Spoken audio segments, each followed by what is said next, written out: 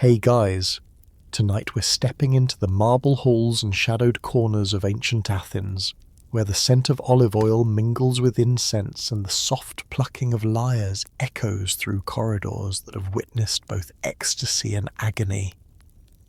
You're about to experience a world where beauty becomes bondage, where a single glance can determine whether you live or die, and where the very philosophers who speak of virtue participate in a system that treats human beings as living ornaments.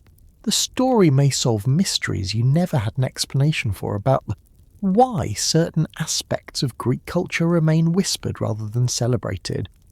So, before you explore the story with me, please take a moment to help me subscribe to the channel, like and share this video, or maybe leave a comment below, but make sure you do it when you really like what I bring to you. Feel free to let me know where and when you started watching this video, or perhaps share what draws you to these forgotten stories of the ancient world. Your engagement helps bring more of these hidden histories to light. Now, let's keep the lights as soft as possible. Turn on the fan for a gentle sound to help the story feel more emotional, and let's embark on tonight's journey together. You draw your first breath in a small, windowless room behind the kitchen quarters of Nicias, the cloth merchant's house. The midwife who catches you notices immediately what will define your entire existence.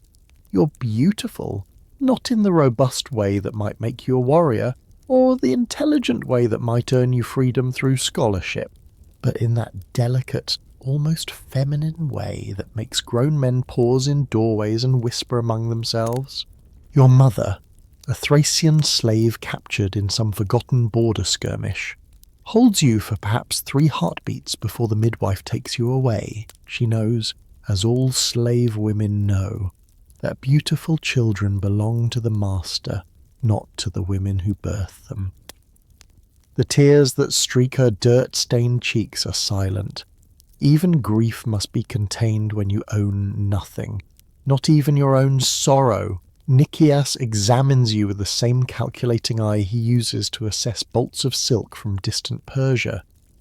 He runs a finger along your tiny jawline, noting the symmetry that will one day make him wealthy. You're not his first investment in human beauty, and you won't be his last. The cloth trade may fill his coffers, but it's the side business in carefully cultivated slaves that pays for his marble statues and imported wines. The wet nurse assigned to you is kind, in the way that women who have lost their own children can be kind to substitutes. She sings you Thracian lullabies your mother taught her, though she's careful to do so only when the master is away conducting business in the agora. Even tenderness becomes an act of rebellion in a house where everything, including affection, belongs to someone else. Your earliest memories are of hands, rough hands that bathe you, gentle hands that feed you, appraising hands that turn your face toward the light to check the progress of your features.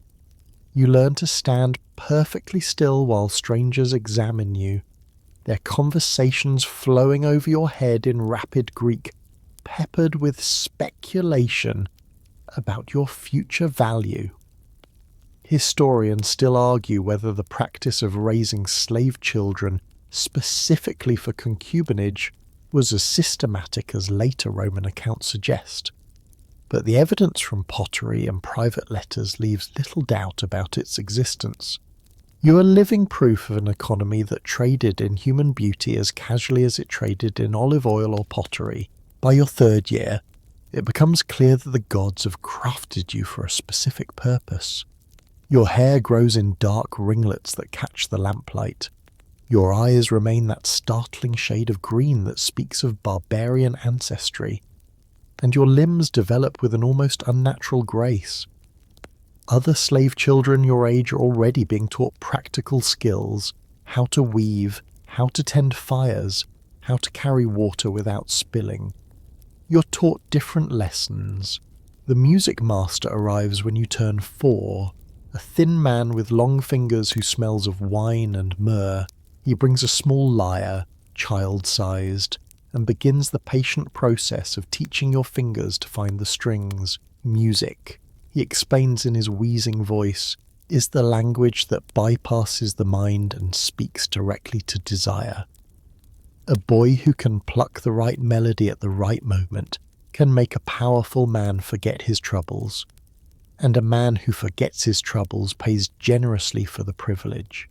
The quirky reality of your education is that you receive a more thorough grounding in the arts than many freeborn citizens, while the master's own son learns basic literacy and arithmetic before moving on to more practical concerns of trade.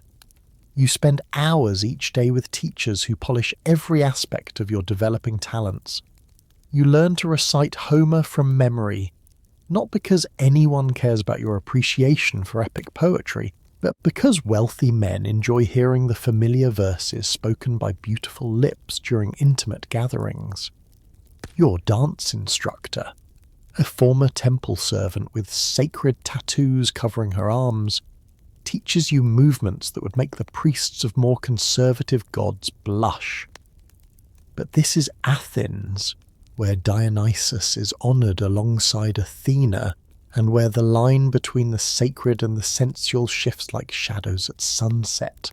You learn to move your body as an instrument, every gesture calculated to please, every pose designed to suggest rather than reveal. The other slaves in the household treat you with a mixture of pity and resentment. You eat better food than they do, wear cleaner clothes, and sleep on a proper bed instead of straw pallets. But they see what you cannot yet understand, that your privileges are not gifts, but investments. And investments are meant to be cashed in, sometimes late at night when the master entertains guests. You hear laughter from the men's quarters that makes your wet nurse hold you tighter. She rocks you and hums those Thracian lullabies. But her hand shakes slightly, and you can feel her tears dropping onto your hair. You're too young to understand what awaits you in those lamplit rooms where wine flows and inhibitions dissolve. But some primitive part of your soul recognizes danger in the way hungry wolves recognize the scent of blood. The household's head slave, an aging Nubian with its ritual scars covering his cheeks, occasionally looks at you with something that might be sympathy. He's been in service long enough to see other beautiful children come and go, their fates as predictable as the changing seasons. He never speaks to you directly. Such familiarity would be punished, but sometimes he places an extra piece of honeyed bread beside your plate or ensures that your winter cloak is thick enough to ward off the mountain winds that sweep down into the city. Your world at this age consists of small rooms and carefully supervised courtyard time. You know the texture of every wall, the sound of every footstep in the corridors, the voices of everyone who holds power over your daily existence. Beyond the household walls lies Athens, that great city of philosophers and artists, of democracy and discourse, but it might as well be another world entirely. Your Athens is measured in the distance between your sleeping alcove and the room where you take your lessons, in the span of hours between dawn prayers and evening meal. As your 5th birthday approaches, you begin to notice changes in how the adults speak around you. Conversations stop when you enter rooms, and the master examines you more frequently, his merchant's eye calculating something you cannot yet comprehend. The music lessons grow longer, the dance instruction more intensive, and new teachers arrive to school you in arts that have no names in polite conversation. The morning of your 6th birthday arrives without celebration, marked only by the appearance of a new tutor whose eyes hold the cold calculation of someone who has perfected the art of human manipulation. Lysander is his name, though you'll learn that former slaves rarely keep their birth names. And his true origins remain as mysterious as the scars that crisscross his pale hands. He carries himself with the fluid grace of someone who once moved through the same world you're being prepared to enter and survived. Your childhood, such as it was, ends with his first lesson. Gone are the simple finger exercises on the lyre, replaced by complex compositions that require your small hands to stretch painfully across strings that seem designed for adult fingers. The melodies he teaches you aren't the heroic themes of Homer or the pastoral songs of shepherds, but something altogether different. Music that speaks to the darker appetites of men who have everything except the one thing money cannot truly buy: genuine desire. Beauty fades, Lysander tells you during your first week under his instruction, his voice carrying the weight of personal experience, but skill, properly cultivated, can extend beauty's power far beyond its natural lifespan. You will learn to make men believe they see perfection, even when time has begun its inevitable work.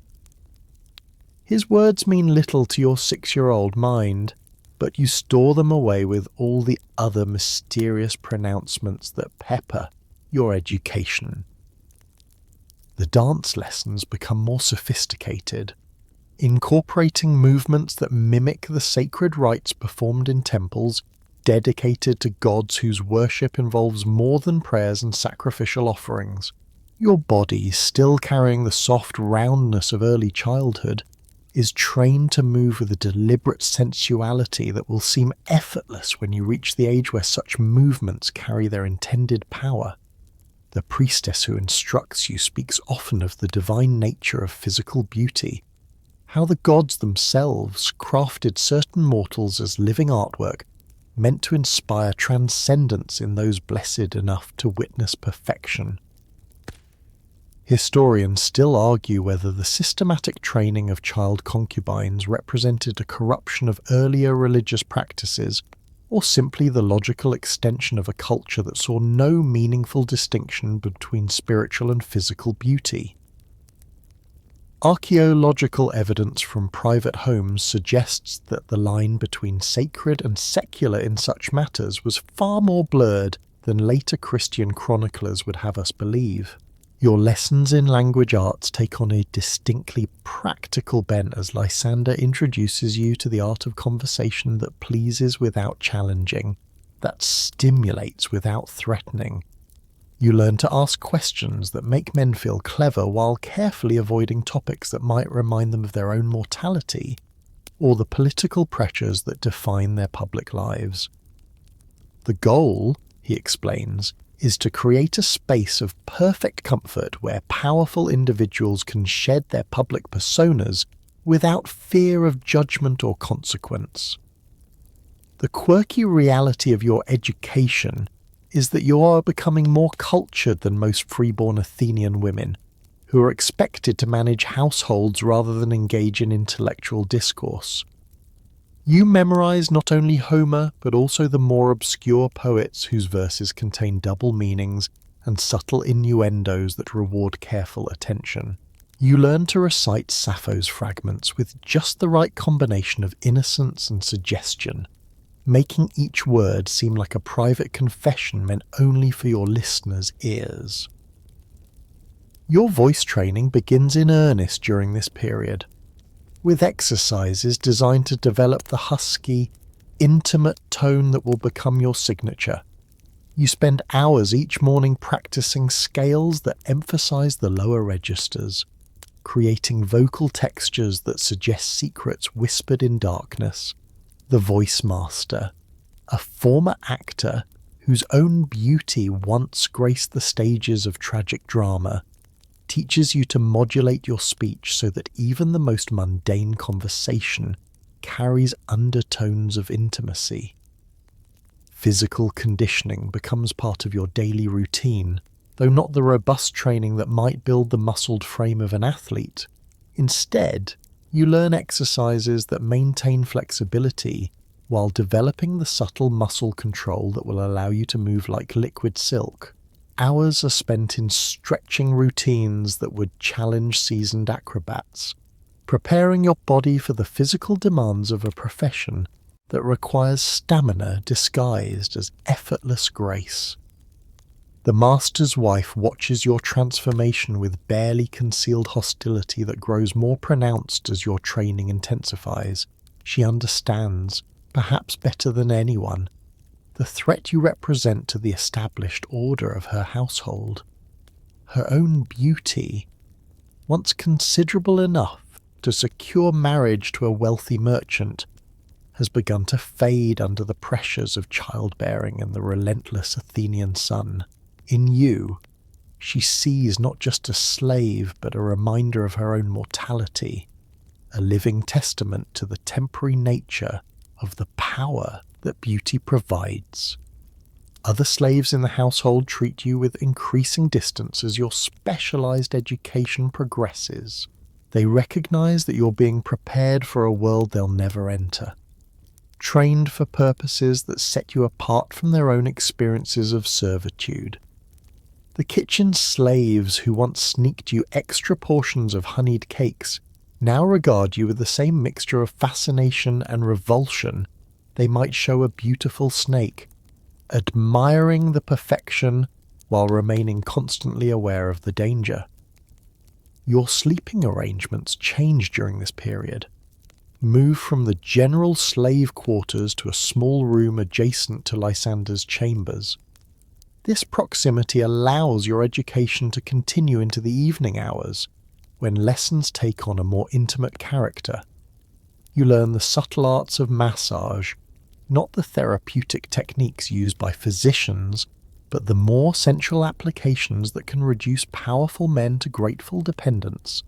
The psychological training proves as demanding as the physical education.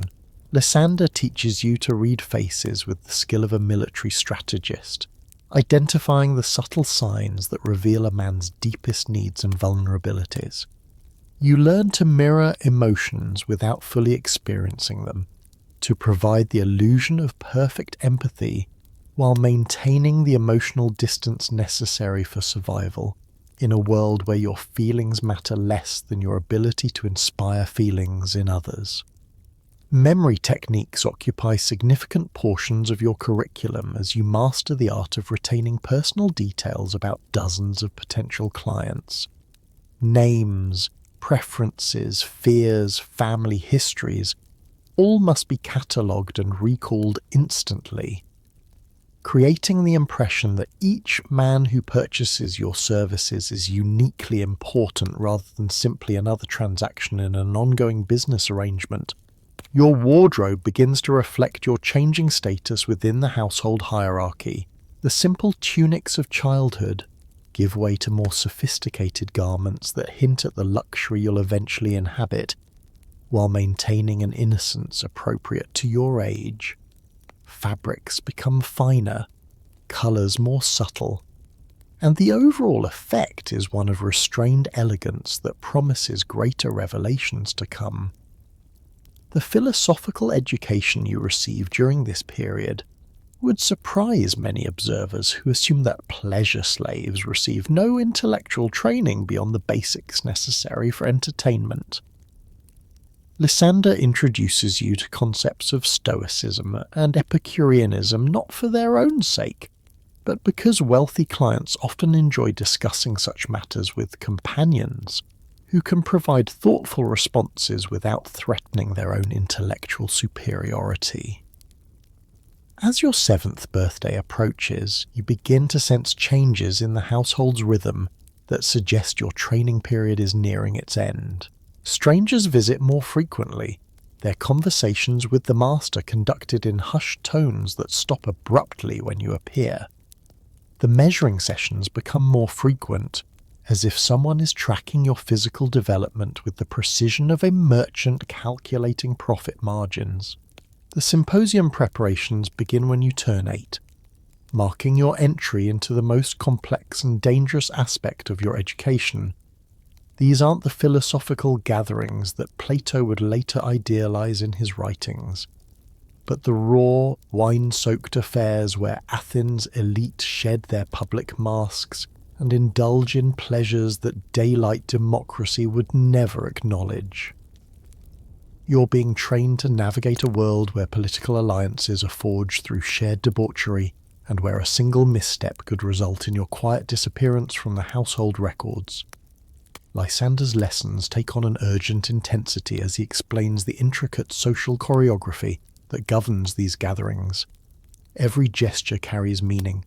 Every word must be weighed for its potential consequences. And every moment presents opportunities for either advancement or destruction. You learn to read the subtle hierarchies that exist within groups of seemingly equal men, identifying who truly holds power and who merely performs the illusion of influence for the benefit of genuine decision-makers. The wine service becomes your specialty, though calling it simple service misses the sophisticated psychology involved in managing intoxicated, powerful men. You master the art of keeping cups filled without being noticed, of appearing at precisely the right moment with the perfect refreshment, of becoming invisible when conversations turn toward topics that require privacy. More importantly, you learn to gauge exactly how much wine each participant can handle before their judgment becomes dangerously impaired. The symposium couch arrangements follow strict protocols that you must memorize with mathematical precision. Who reclines next to whom reveals political allegiances, business partnerships, and personal rivalries that can shift with each gathering. Your role requires you to understand these relationships well enough to anticipate needs before they're expressed, to position yourself where you can be most useful while remaining safely removed from conflicts that might erupt without warning. Lysander creates elaborate floor plans of various symposium rooms throughout Athens, forcing you to memorize not only the physical layout of each space, but also the social dynamics that tend to emerge in different architectural configurations. Circular arrangements encourage egalitarian discourse, while rectangular layouts naturally create hierarchies with clear positions of dominance. You learn to adapt your service patterns to complement each room's natural flow, maximizing your effectiveness while minimizing your visibility. The master's associates begin visiting more frequently during this period, and you recognize that these aren't social calls but practical evaluations of your developing skills. They arrive in the evening hours, settling into the household's modest symposium room while you demonstrate your abilities with wine service, musical accompaniment, and the subtle arts of conversation that enhance rather than dominate social interaction. Their discussions afterward, conducted in whispers you're not supposed to overhear, focus on details like your hand positioning during lyre performance and the graceful way you move between reclining figures without disrupting their comfort. Historians still argue whether the symposium tradition represented genuine philosophical inquiry or merely provided intellectual justification for behaviour that would be condemned in more public settings. Contemporary accounts suggest that the reality probably fell somewhere between these extremes, with legitimate discourse occurring alongside activities that modern sensibilities would find deeply troubling. Your training acknowledges this complexity, preparing you to facilitate both elevated conversation and baser entertainments with equal skill and discretion. Your musical education expands to include not just performance, but the sophisticated timing that transforms simple entertainment into psychological manipulation. You learn which melodies soothe angry tempers, which rhythms encourage generous moods, and which harmonies can subtly influence the direction of the important conversations. The lyre becomes an extension of your body, its strings responding to emotions you've been trained to display rather than genuinely feel. Practice sessions often extend past midnight, as Lysander tests your ability to maintain perfect technique despite exhaustion that mirrors the demanding conditions of actual symposiums. The art of strategic conversation occupies increasing portions of your training as Lysander prepares you for interactions with men whose decisions shape the fate of the entire Mediterranean world. You practice asking questions that reveal useful information while appearing to seek nothing more than enlightening discourse. The goal is to make powerful individuals feel brilliant and insightful, while carefully gathering intelligence that might prove valuable to future clients or, more immediately, to your own survival. Physical positioning during symposiums requires careful calculation, as you must remain accessible to those who might require your services while avoiding proximity that might suggest favoritism toward particular factions. The political landscape of Athens shifts constantly, with today's allies becoming tomorrow's enemies, and your survival depends on maintaining neutrality that somehow manages to please everyone without satisfying anyone completely. You spend hours practicing movement patterns that allow seamless transition between serving different groups without creating the impression that you're deliberately avoiding or favouring specific individuals. The wine mixing itself becomes a form of artistry under your developing expertise. Different vintages require different proportions of water, honey, and spices to achieve the desired effects on drinkers with varying tolerances and preferences. You learn to prepare mixtures that enhance sociability without inducing the kind of aggressive intoxication that leads to violence or indiscreet revelations that participants might later regret. The chemistry involved rivals anything practiced by physicians, with detailed understanding of how various ingredients interact to produce predictable psychological effects. Your costume changes throughout these preparatory sessions reflect the complex visual language of symposium culture. Each garment must suggest availability without appearing vulgar, youth without seeming childish, and luxury without displaying arrogance that might offend men who view slaves as property rather than people.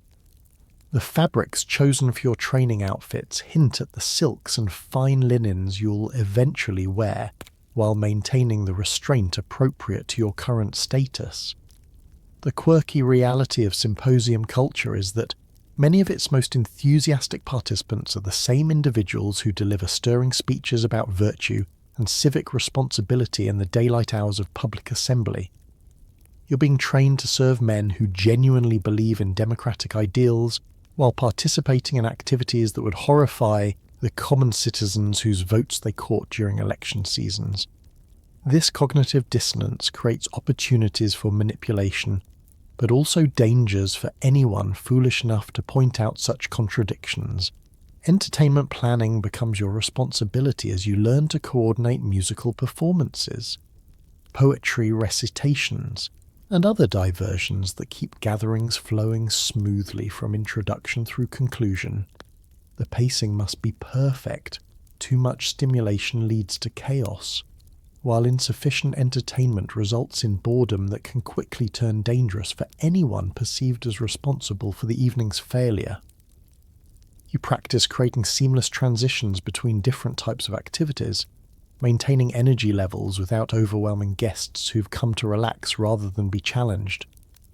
Personal hygiene takes on almost ritualistic importance as you master the grooming techniques necessary for close contact with men who can afford the finest luxuries available in the ancient world.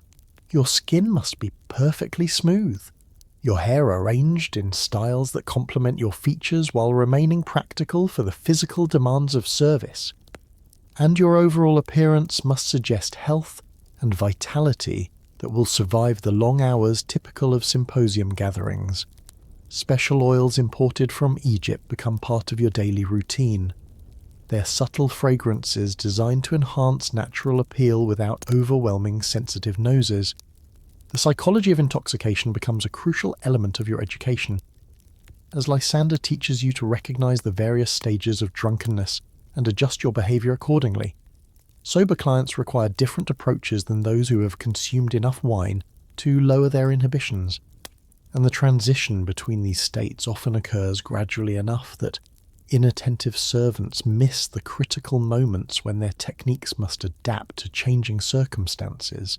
You learn to read subtle signs like changing vocal patterns, altered posture, and shifting attention spans that indicate when adjustments to your service style are necessary. security awareness permeates every aspect of your symposium training, as these gatherings attract not only participants, but also potential enemies seeking information or opportunities for blackmail. You learn to identify individuals who don't belong, to spot potential weapons concealed in seemingly innocent objects, and to position yourself near exits that might provide escape routes if celebrations turn violent.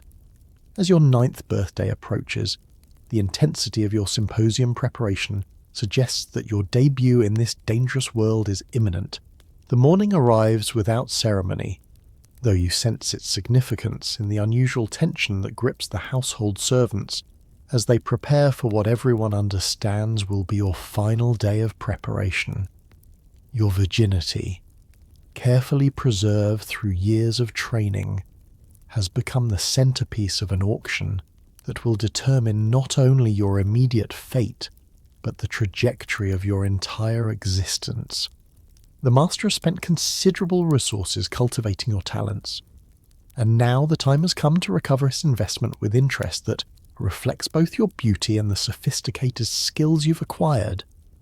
The slave market of Athens operates with brutal efficiency, though the higher-end transactions rarely occur in the crowded public spaces where common labourers and household servants change hands.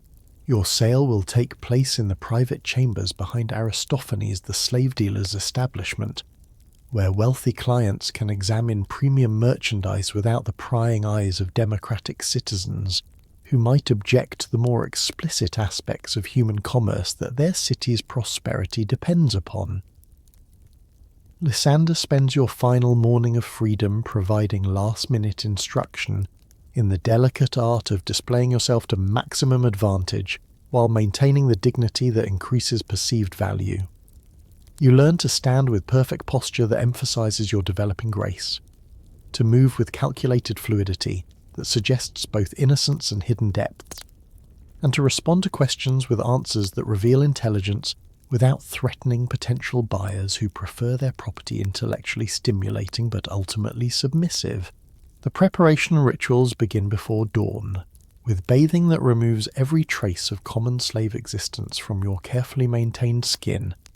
The water, heated to precise temperature and scented with oils that cost more than most Athenians earn in a month, transforms your body into a canvas worthy of the artistic appreciation that will determine your market value.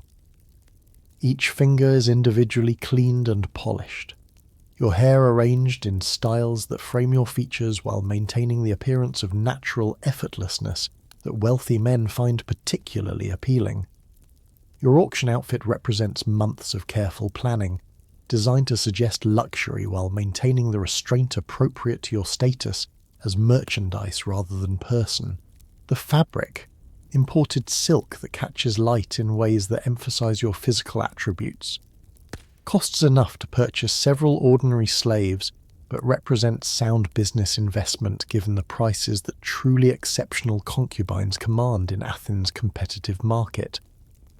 Every fold and drape has been calculated to create maximum visual impact, while preserving the mystery that drives bidding wars among collectors who pride themselves on acquiring the finest available specimens. The journey to the auction house occurs in a covered cart that protects your appearance from dust and sun, while concealing your destination from casual observers who might recognize your distinctive features. The master rides alongside on his horse. His conversation with the driver focused on practical details like timing and presentation strategy that treat your sale as routine business transaction, rather than the traumatic milestone that will define everything about your future existence. Historians still argue whether the systematic auctioning of trained concubines represented a corruption of traditional Greek slavery practices or simply reflected the natural evolution of market forces in a society that had always treated human beauty as commodity. Archaeological evidence from private records suggests that such sales were far more common than public moralists of the time wanted to acknowledge, with detailed contracts specifying not only purchase prices but also ongoing obligations for both buyers and sellers. The auction house itself surprises you with its refined atmosphere, more resembling a wealthy merchant's home than the rough marketplace you had imagined. Tasteful decorations create an environment that allows potential buyers to envision how you might enhance their own domestic arrangements, while private viewing rooms provide spaces for the more intimate examinations that serious bidders require before committing to significant financial investments. Other slaves await sale in adjacent chambers, their ages and specialties creating a diverse inventory that caters to various tastes and budgets. You recognize some faces from your own training experiences. Fellow students who have reached the same milestone under similar circumstances, but whose individual qualities will command very different prices in the competitive market that treats human beings as artistic objects to be collected and displayed. The potential buyers arrive throughout the morning, each accompanied by advisors who possess expertise in evaluating human merchandise for qualities that extend beyond obvious physical attributes. These consultants examine your teeth like horse traders, test your musical abilities with the critical attention of professional musicians, and engage you in conversations designed to assess intellectual capabilities that might enhance or diminish your appeal to clients seeking sophisticated companionship rather than simple physical gratification.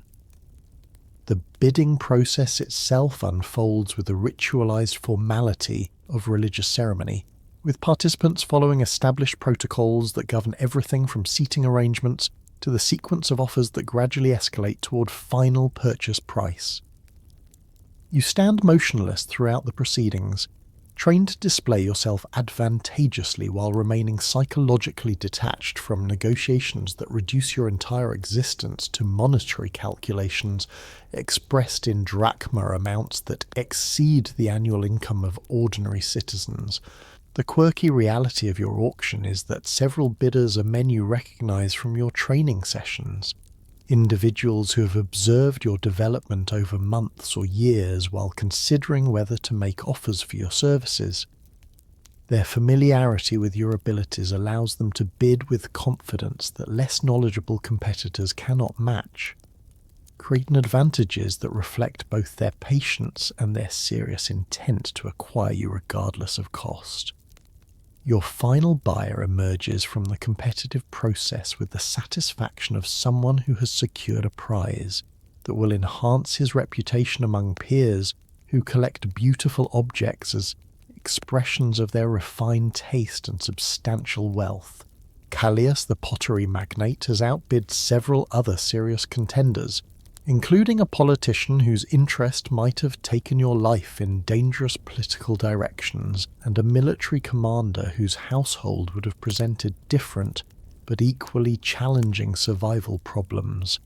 The transaction concludes with legal documents that transfer ownership while specifying conditions that protect both buyer and seller from future disputes over your condition, abilities, or behavior. These contracts, written in language that treats you as sophisticated property rather than human being, establish expectations for your performance while outlining penalties that will apply if you fail to meet standards that have been precisely defined through months of evaluation and negotiation. The moment when money changes hands creates a strange sense of finality that transforms your entire understanding of your place in the world. You're no longer the master's investment in future profits, but Callias's possession, acquired at considerable expense and expected to provide returns that justify both the purchase price and the ongoing costs of maintaining you in condition that preserves your market value for potential future resale. Your new master's examination of his acquisition takes place in private chambers where he can assess what he's purchased without interference from the competitive atmosphere that influenced his bidding strategy. His hands explore your body with the clinical thoroughness of someone inventorying valuable property, noting qualities that pleased him during the auction, while checking for flaws that might have escaped his attention in the excitement of competitive bidding. The carriage ride to your new home occurs in silence that allows you to process the magnitude of change that a single morning has brought to your existence. Everything familiar has been stripped away in exchange for unknown challenges that will test all the skills your training has developed, while demanding adaptability that no amount of preparation could have provided. As the pottery workshop and attached mansion come into view, you realize that your childhood, artificial though it may have been, has ended forever. The man sitting beside you now owns not only your body but also your future, your daily routine, and ultimately your survival in a world that views beautiful slaves as luxury objects whose value depends entirely on their ability to provide satisfaction to masters whose needs extend far beyond simple physical gratification. The Andron of Callias's house becomes your new universe, a masculine domain where the scent of olive oil mingles with the musk of unwashed bodies and the metallic tang of coins counted late into the night. This is the men's quarters, forbidden to respectable women but open to slaves whose beauty serves the same function as fine wine or imported delicacies, objects of consumption that demonstrate their owner's wealth and refined taste. You learn quickly that survival here depends on understanding not just your master's desires, but the complex web of rivalries, alliances, and grudges that define relationships between the men who frequent these chambers. Your first weeks establish the rhythm that will govern your existence for months to come. You wake before dawn to prepare the Andron for whatever gathering Callias has planned, arranging couches in configurations that reflect the social hierarchies of expected guests, mixing wines to complement both the evening's entertainment and the temperaments of specific individuals who will attend. The pottery business provides your master with substantial wealth, but it's the connections forged during these intimate gatherings that secure the government contracts and trade agreements that separate successful merchants from their less politically astute competitors. The other slaves in the household treat you with careful neutrality that acknowledges your special status while avoiding the familiarity that might suggest they consider you an equal. The kitchen servants who prepare elaborate meals for symposium guests understand that your favour with the master grants you privileges they'll never enjoy, but they also recognise that your position places you in constant danger from which their own humble anonymity protects them. They see what you're beginning to understand, that being valued as precious property can be more dangerous than being ignored as ordinary livestock. Your daily routine revolves around anticipating needs that your master rarely bothers to articulate directly. You learn to read his moods from subtle changes in posture, vocal tone, and the speed with which he moves through familiar spaces, when political pressures from the assembly create tension that follows him home. You prepare wine mixtures that promote relaxation without dulling the mental sharpness he needs for making decisions that affect his business interests. When trade negotiations require him to entertain potential partners, you select music and arrange seating that encourages the kind of comfortable intimacy that facilitates profitable agreements. The guests who frequent Callias's Andron represent a cross-section of Athenian power that would fascinate political observers if they could witness the casual conversations that occur when wine loosens tongues and shared indulgences create bonds of mutual compromise. You serve wine to military commanders who plan campaigns over dessert. Listen to judges discuss cases that won't be decided until the following day, and observe business partnerships forming between men whose public personas suggest they despise each other's political philosophies. Historians still argue whether the influence wielded through private symposiums represented corruption of democratic ideals or simply reflected the practical realities of governing complex societies where formal institutions alone cannot address every challenge that emerges from competing interests. Your position as silent observer provides insights into political processes that official records never capture. but expressing such observations would result in punishments that make death seem merciful by comparison. The master's wife exists as a shadowy presence whose hatred for your influence over her husband's attention creates constant undercurrents of domestic tension. Penthesilea rarely ventures into the andron, but her spies among the household staff report every detail of your activities to their mistress, whose growing jealousy manifests in subtle campaigns designed to undermine your position without openly challenging her husband's property rights. Meals arrive later than requested. Cleaning supplies disappear when you need them most, and small accidents plague your daily routine with suspicious frequency. Your relationship with Callias himself evolves into something more complex than simple owner-property dynamics, though you never forget that legal reality ultimately governs every interaction regardless of whatever personal affection might develop between you. He appreciates your intelligence in ways that surprise you both, often seeking your observations about guests whose behavior struck you as significant during their visits. Your training in reading human psychology proves valuable not only for entertainment purposes, but also for providing insights that help him navigate business relationships with greater sophistication. The pottery workshop that generates Callias's wealth fascinates you during the rare moments when your duties allow exploration of spaces normally reserved for commercial activities. The skilled artisans who create the decorated vessels that grace wealthy households throughout the Mediterranean work with clay that responds to their touch much as you've learned to respond to the needs and desires of the men you serve. Their art transforms common earth into objects of beauty that will outlive both creator and owner, while your own artistic skills serve pleasures that exist only in the moment of their experience. The political landscape of Athens shifts constantly during this period, with military campaigns, trade disputes, and internal factional conflicts creating opportunity for advancement that ambitious men like your master pursue with calculated ruthlessness. Your position allows you to observe how decisions that affect thousands of lives often emerge from casual conversations between individuals whose personal interests may conflict dramatically with broader civic welfare.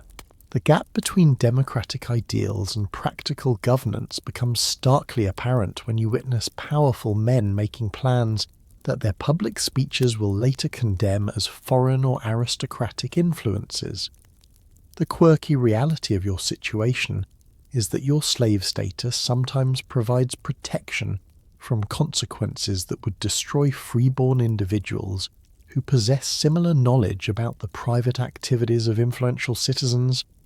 Your legal inability to testify in court proceedings means that powerful men can speak freely in your presence without fear that their words will later be used against them in judicial proceedings, creating ironies that would amuse philosophers if the stakes weren't so deadly serious.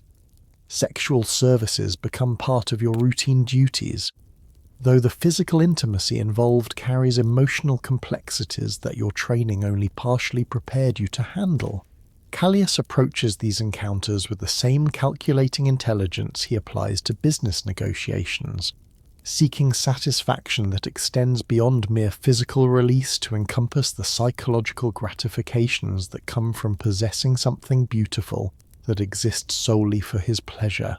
You learn to provide not just physical compliance, but emotional responses that convince him of your genuine desire to please, regardless of your actual feelings about activities that often leave you emotionally exhausted and physically uncomfortable. The relationships between different guests create social dynamics that require constant attention to avoid inadvertently damaging your master's interests. Through careless positioning or inappropriate responses to conversational topics, political enemies who maintain public civility often reveal their true feelings during private gatherings, and your ability to remember which individuals genuinely respect each other versus those who merely perform friendship for mutual advantage becomes crucial for avoiding mistakes that could compromise important business relationships. As months pass in this environment, you begin to understand that your beauty represents both power and vulnerability in ways that your childhood training could only approximate. The same qualities that make you valuable to Callias also attract attention from his guests, creating temptations and opportunities that could either advance your position or destroy you completely, depending on how skillfully you navigate the treacherous currents of masculine desire and political ambition that define your daily existence. The first dangerous attraction manifests itself in the calculating gaze of Alcibiades, the golden-tongued politician whose reputation for brilliance is matched only by his capacity for destruction. He arrives at Callias's symposiums with the confident swagger of someone accustomed to bending both men and circumstances to his will. But something in his eyes when he watches you move through the andron suggests appetites that extend beyond political ambition or even ordinary sexual desire. You recognize the look of a collector who has discovered a treasure he must possess, regardless of the consequences that acquisition might bring. His initial approaches maintain the careful courtesy that political survival requires when dealing with another man's property. But each visit brings subtle escalations in attention that make clear his growing obsession with adding you to his own household. During wine service, his fingers linger longer than necessary when your hands touch his cup. His questions about your training and background probe for information that goes beyond casual curiosity, seeking details that might provide leverage for future negotiations with your current master. The dangerous game begins when Alcibiades starts scheduling private meetings with Callias, ostensibly to discuss pottery contracts for his own expanding household, but actually to create opportunities for observing you in more intimate settings. These conversations, conducted while you serve wine and arrange refreshments, gradually shift from business topics toward increasingly personal discussions about the challenges of maintaining valuable slaves and the market conditions that might justify selling particularly prized possessions. Your master's growing awareness of this interest creates the first serious threat to your position since arriving in his household. Callias recognizes both the financial opportunity and political danger that Alcibiades represents. Refusing his advances might create a powerful enemy, but accepting them means losing an asset that took years to acquire and train. The pottery magnate begins treating you with new suspicion, as if your desirability has somehow become a betrayal of his investment, rather than confirmation of his excellent judgment in purchasing you Penthesilea. The master's wife observes these developments with barely concealed satisfaction that suggests she views Alcibiades' interest as divine justice for the attention you've received from her husband.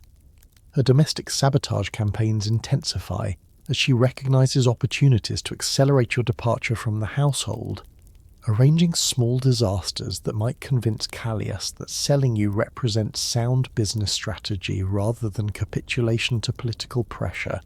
The psychological warfare escalates when Alcibiades begins bringing gifts that technically honor Callias as your owner, while clearly being intended for your appreciation. Expensive perfumes, jewelry that complements your coloring, and silk garments that enhance your natural beauty arrive with compliments about your master's excellent taste in acquiring such refined property. These offerings create impossible situations where refusing them might insult a powerful guest, but accepting them acknowledges obligations that could compromise your loyalty to your current owner. Historians still argue whether figures like Alcibiades represented the corruption of democratic values or simply embodied the contradictions inherent in systems that celebrated freedom while depending on slavery to maintain economic prosperity. Your position as the object of his desires provides intimate perspective on how personal appetites and political ambitions intersect in ways that democratic theory never adequately addressed. The turning point arrives during a symposium celebrating successful completion of a major pottery contract. When Alcibiades arrives with Critias, the philosopher-politician whose intellectual brilliance masks appetites that make your previous experiences seem gentle by comparison. The combination of these two men creates an atmosphere of predatory competition that transforms the evening's entertainment into something resembling a sophisticated auction. where you represent the prize being contested through displays of wit, wealth, and barely concealed threats. Your training in reading social dynamics proves crucial as you navigate conversations that seem philosophical but actually represent negotiations for your future ownership. When Critias engages you in discussions about beauty and virtue, his words carry double meanings that test your understanding of concepts that could determine whether you survive whatever arrangement these powerful men eventually reach. Your responses must demonstrate intelligence that justifies the prices being discussed, while avoiding insights that might threaten egos accustomed to intellectual superiority. The wine service becomes increasingly treacherous as the evening progresses and competitive tensions rise between guests whose public cooperation depends on maintaining private civilities that grow more strained with each exchange. You learn to time refills that interrupt conversations before they escalate into open conflicts, while ensuring that intoxication levels remain balanced enough to prevent either guest from gaining decisive advantages through superior sobriety. Callias's behaviour throughout this gathering reveals the internal struggle between business opportunity and personal possessiveness that your situation has created. He participates in conversations about your qualities and potential value while simultaneously displaying protective instincts that suggest genuine affection for property he's grown attached to beyond simple financial considerations. The pottery magnate finds himself caught between political necessities and emotional investments that complicate what should be straightforward commercial decisions. The quirky reality of your predicament is that your welfare depends entirely on the outcome of masculine competitions that treat your preferences as irrelevant to negotiations that will determine every aspect of your future existence. The men discussing your fate with such intellectual sophistication would be horrified by suggestions that slaves possess rights worthy of consideration. Yet their arguments often invoke principles of justice and beauty that implicitly acknowledge human dignity they refuse to extend to their property. Physical positioning during these discussions requires extraordinary care, as you must remain available for service while avoiding proximity that might be interpreted as showing favoritism toward particular bidders. Your movements through the andron become strategic calculations where each step communicates neutrality that somehow manages to please everyone without satisfying anyone's desire for exclusive attention that would signal your preference for specific outcomes. The evening reaches its climax when Alcibiades finally makes his offer explicit, proposing purchase terms that would provide Callias with profits substantial enough to buy several ordinary slaves while gaining himself a companion whose beauty and training would enhance his political influence through the social connections that cultivated concubines facilitate. The amount mentioned exceeds your original purchase price by margins that reflect both inflation in luxury markets and competition between collectors seeking the finest available specimens. Critias responds with subtle counteroffers disguised as philosophical observations about the relationship between ownership and responsibility, suggesting arrangements that would allow shared access while maintaining legal ownership structures that protect everyone's interests. His proposals reveal sophisticated understanding of contractual mechanisms that wealthy Athenians use to navigate complex situations where multiple parties seek benefits from single assets without creating conflicts that might damage other relationships. Your master's response to these overtures demonstrates the political acumen that built his successful business empire, neither accepting nor rejecting offers that could prove either profitable or dangerous depending on how current power structures evolve over coming months.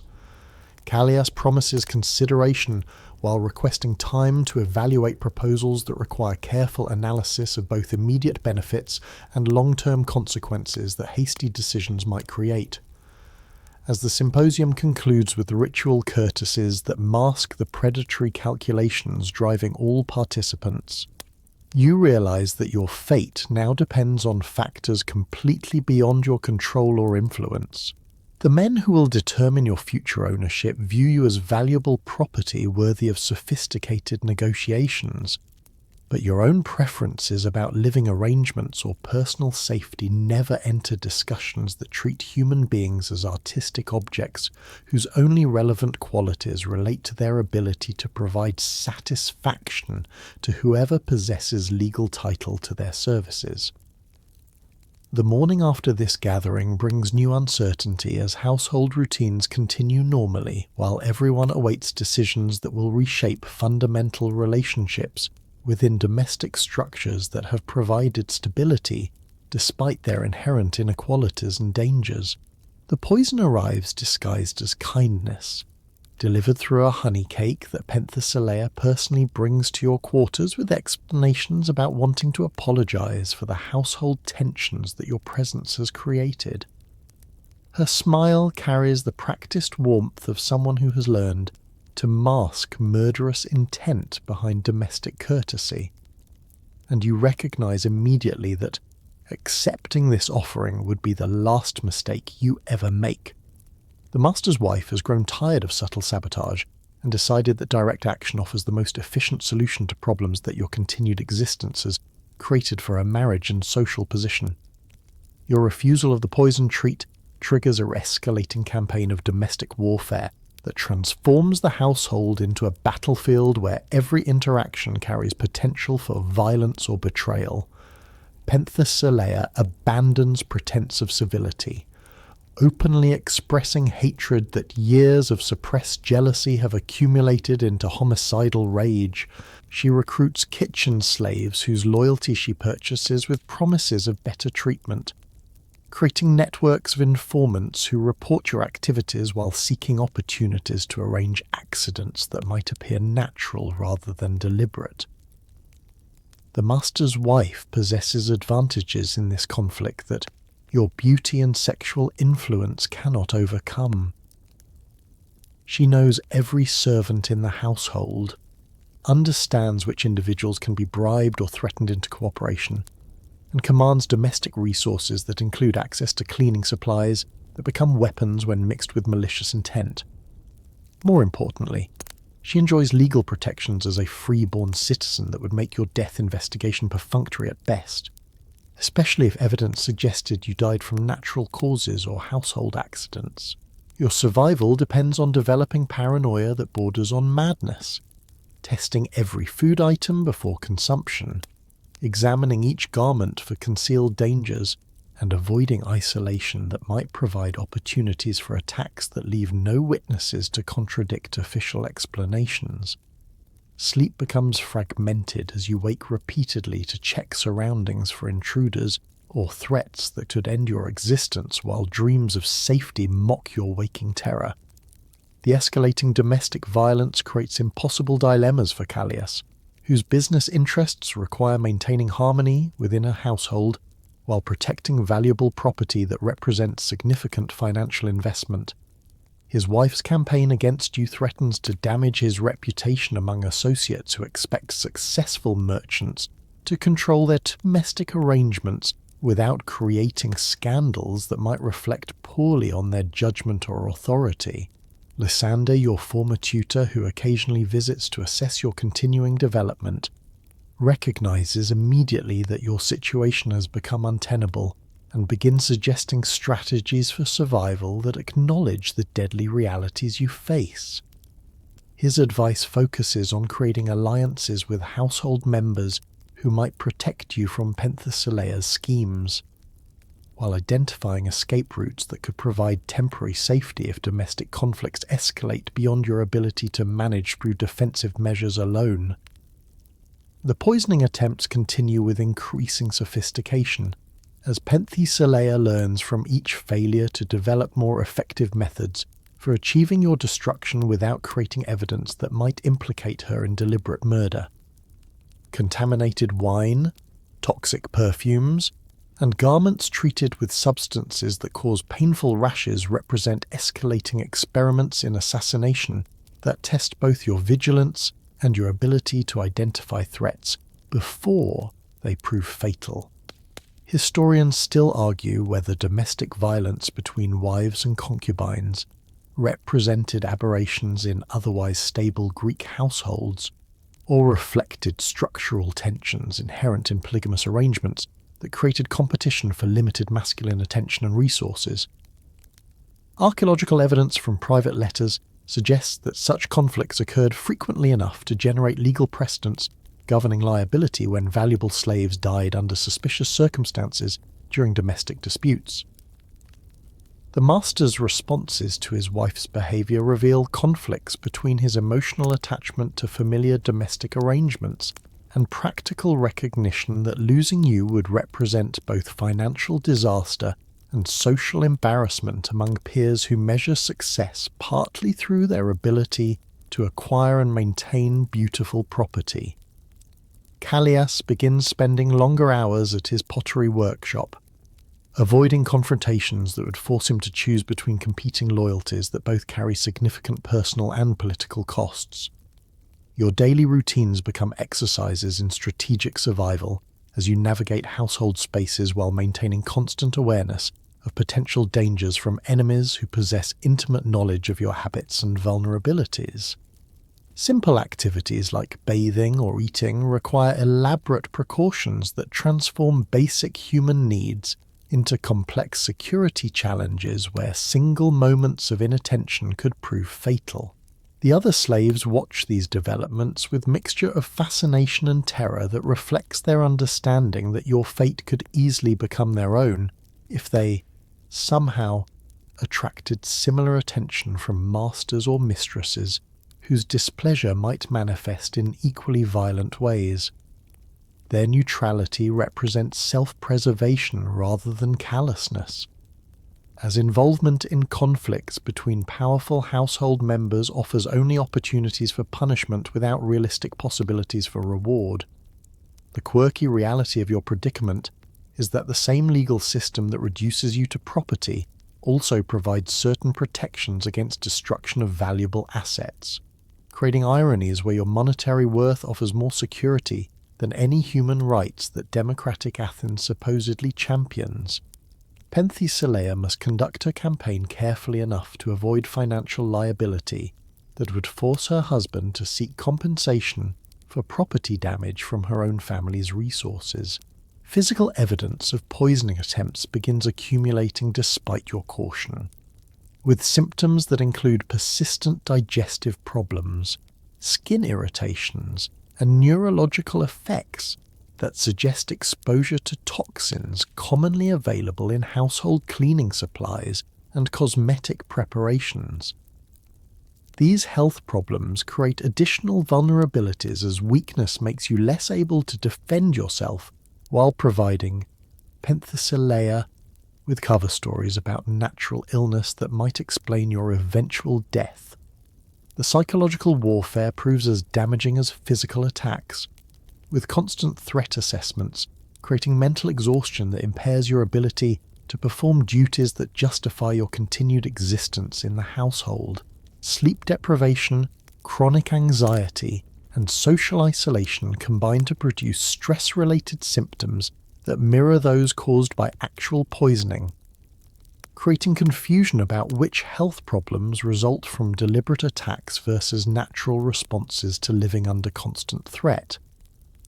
Business considerations eventually force Callias to acknowledge that domestic conflicts have created situations incompatible with maintaining profitable operations that depend on entertaining guests in environments free from obvious tensions between household members.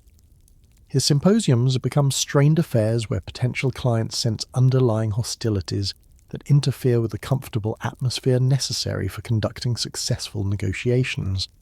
The crisis reaches its inevitable climax when Penthesilea's latest poisoning attempt produces symptoms severe enough to threaten your life in ways that could no longer be disguised as natural illness or household accidents.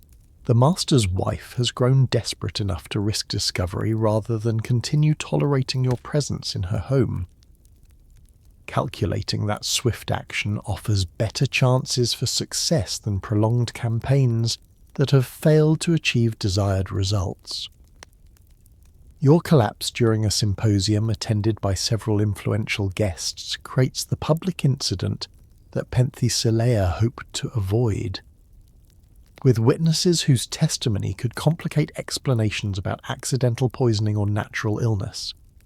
The timing transforms what should have been private domestic violence into potential political scandal that threatens Callias's business relationships and social standing within circles where discretion about household management represents essential qualification for continued membership. Recovery from the near-fatal attack requires medical attention that reveals unmistakable evidence of deliberate poisoning, creating legal complications that force your master to choose between protecting his wife and maintaining valuable property, whose loss would represent both financial disaster and admission that he cannot control his own domestic arrangements. The physician's findings make continuation of current living arrangements impossible while offering opportunities for solutions that might preserve everyone's interests through alternative ownership structures. As you lie recovering in quarters that now require constant guards to prevent additional attacks, the household prepares for changes that will fundamentally alter relationships between all members while your survival depends on decisions being made by individuals whose primary concerns focus on protecting their own interests, rather than ensuring your continued well-being or safety. The temple of Athena Polias rises before you like a marble mountain, its columns offering sanctuary that no mortal law can violate without invoking divine wrath that even the most powerful Athenians fear to challenge. You stumble through the pre-dawn darkness, your body still weak from Penthesilia's latest poisoning attempt, while behind you the sound of pursuing footsteps grows closer with each laboured breath you manage to draw. The sacred precinct represents your only hope for survival, though claiming asylum here means abandoning any possibility of returning to the life you've known, however dangerous that existence had become. The bounty hunters following your escape know the laws governing Temple Sanctuary as well as you do, but they also understand that wealthy clients sometimes prefer results over legal niceties when valuable property threatens to slip beyond recovery through inconvenient applications of religious protection. Callias has hired these men not only to retrieve his investment, but also to demonstrate that his household's internal conflicts haven't compromised his ability to maintain control over valuable assets that define his status among Athens' commercial elite. Your bare feet find purchase on the marble steps as you climb toward the sanctuary where priests maintain eternal flames that have burned since the city's founding. Each step represents another moment of freedom purchased through desperate flight. Though you recognize that reaching the altar merely transforms immediate physical danger into longer-term survival challenges that may prove equally lethal in their own ways. Temple Asylum protects suppliants from immediate harm, but offers no guarantees about future security once the initial crisis passes. The head priest who receives your petition for sanctuary examines your injuries with clinical detachment that suggests familiarity with desperate individuals seeking divine protection from mortal enemies. His questions probe for information about your legal status and the nature of threats you face, gathering intelligence that will help him navigate political pressures that wealthy slave owners can bring to bear on religious authorities who interfere with property rights that Athenian law explicitly protects. Temple life imposes its own form of bondage, with daily routines centered around religious observances that consume every waking hour while providing structure that prevents the idle time where fear and desperation might overwhelm your already fragile psychological condition. You sweep marble floors that gleam like mirrors, tend sacred fires that must never be allowed to die, and participate in ritual ceremonies that connect you to traditions older than the democratic institutions that currently govern the city surrounding this holy space. The other asylum seekers who share your sanctuary come from various backgrounds that illustrate the range of circumstances that drive people to seek divine protection from human justice systems. A merchant accused of fraud huddles near the Eastern Wall, while a foreign diplomat whose negotiations failed seeks time to arrange safe passage home before political enemies can arrange his permanent silencing. Their stories remind you that desperation creates strange communities where social distinctions matter less than shared vulnerability. Food arrives through charitable donations that temple priests distribute according to need, rather than ability to pay, creating economic relationships that contrast sharply with the commercial transactions that governed your previous existence. The simple meals of bread, olives, and watered wine taste better than the elaborate symposium delicacies you once served, perhaps because they represent sustenance freely given rather than privileges earned through sexual compliance with masters' demands. Historians still argue whether temple asylum represented genuine religious conviction about divine protection or merely provided convenient legal fiction that allowed political authorities to resolve conflicts without admitting inadequacies in secular justice systems.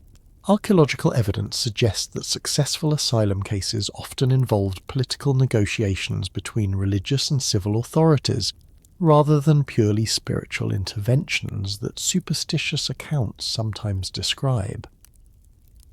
The priests who oversee your daily routine display a mixture of genuine compassion and calculated self-interest that reflects their temple's dependence on maintaining good relationships with wealthy citizens whose donations support religious activities while avoiding conflicts that might damage the institution's political influence. Your case presents particular challenges because offending Callias might reduce future contributions, while appearing to condone slavery could alienate other supporters who hold different views about proper treatment of human property. Your former master's attempts to reclaim his property begin with legal challenges that question the validity of your asylum claim, arguing that runaway slaves forfeit religious protections by violating contractual obligations to owners who purchased them in legitimate market transactions. His lawyers cite precedent suggesting that temple sanctuary was never intended to protect property theft. Regardless of whether stolen items happen to possess human form and consciousness, the psychological adjustment to temple life proves more difficult than the physical deprivations you endure. While learning to survive on charitable donations and simple accommodations, years of training to please others have left you unprepared for the solitude and introspection that sanctuary requires, creating internal struggles between ingrained habits of submission and newly emerging possibilities for independent thought and action that freedom of choice might eventually allow. Penthesileia's agents attempt to penetrate the temple's defences through corruption of junior priests, whose loyalty can be purchased with gold that exceeds their annual stipends from official temple revenues. These infiltration attempts create constant anxiety about which individuals might betray your location to enemies who wait beyond the sacred boundary for opportunities to complete assassinations that domestic poisoning failed to accomplish. The quirky reality of your sanctuary is that it attracts curious visitors whose interest in your case reflects broader social fascination with beautiful slaves who challenge established hierarchies through dramatic escapes that capture public imagination in ways that ordinary property disputes never achieve. These observers include philosophers seeking real-world examples for theoretical discussions about justice, as well as wealthy women whose own domestic situations make them sympathetic to your plight while remaining powerless to offer practical assistance. Dreams begin to change during your weeks in sanctuary, shifting from nightmares about poisoning and pursuit toward visions of possibilities that previously seemed as remote as the stars that wheel overhead in patterns that mark the passage of time within this sacred space. You imagine learning to read beyond the basic literacy your training provided, perhaps even acquiring skills that might support independent existence if circumstances ever permit genuine freedom rather than mere asylum from immediate danger. The temple's library contains scrolls that previous asylum seekers have donated or copied during extended stays, creating intellectual resources that transform sanctuary from simple hiding place into educational opportunity for individuals whose previous circumstances never allowed time for serious study. You begin reading historical accounts that place your personal experiences within larger patterns of Greek social development, gaining perspectives that help explain how individual suffering serves broader economic and political functions. Physical recovery from Penthesileia's poisoning proceeds gradually within the temple's peaceful environment, where regular meals and adequate sleep repair damage that months of stress and chemical exposure inflicted on your body. The returning strength brings mixed emotions as improved health increases your ability to survive extended sanctuary, while also making you more valuable target for enemies who consider your potential future productivity worth considerable investment in recovery efforts. Religious instruction becomes part of your daily routine as priests explain theological concepts that justify the sanctuary system while preparing asylum seekers for spiritual obligations the divine protection supposedly creates. These lessons blend practical advice about surviving temple life with philosophical discussions about justice and mercy that provide intellectual frameworks for understanding experiences that raw emotion alone cannot adequately process. The legal maneuvering between your master's representatives and temple authorities intensifies as both sides seek resolution that protects their respective interests without creating precedents that might complicate future similar cases. Negotiations involve not only your immediate fate, but also broader questions about the limits of property rights when they conflict with religious traditions that predate current legal systems by centuries. As autumn approaches and the harvest festivals that mark the turning of seasons prepare to transform Athens into a city of celebration and thanksgiving, you realize that your sanctuary cannot continue indefinitely without resolution of underlying conflicts that drove you to seek divine protection in the first place.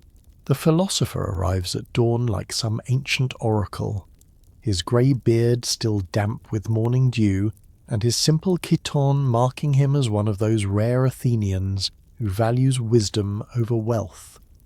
Socrates the stonemason, as the temple priests introduce him, has come not to gawk at your beauty or negotiate for your services, but to explore questions about justice and virtue that your desperate flight has raised in his restless mind. His penetrating gaze suggests intellectual hunger that makes him dangerous in entirely different ways than the wealthy men who previously controlled your existence.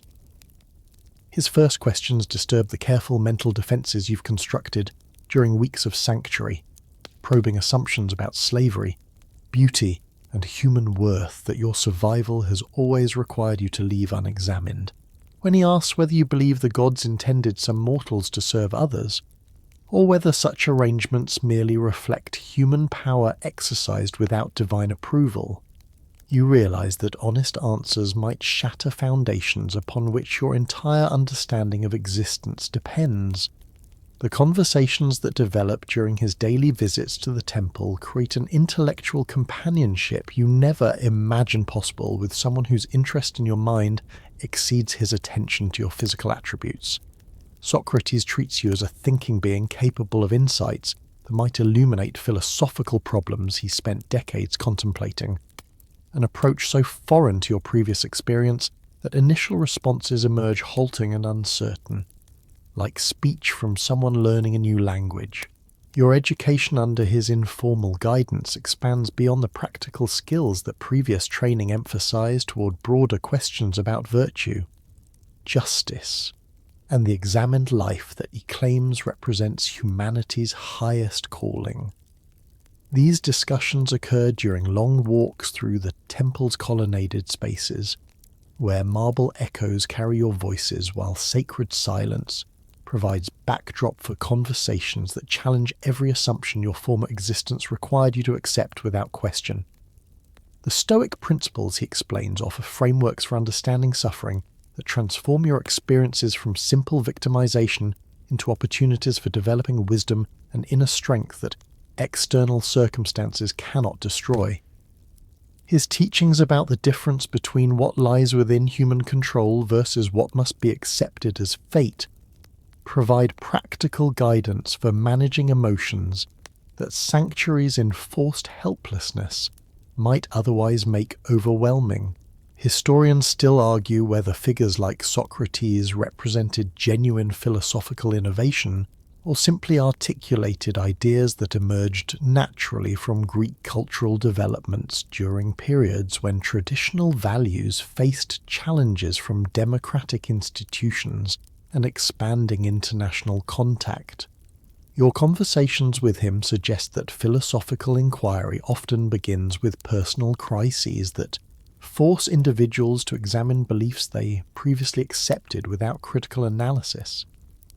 The temple priests observe your intellectual development with mixture of approval and concern that reflects their understanding of how education might affect your long-term value should circumstances eventually require your return to commercial slavery markets.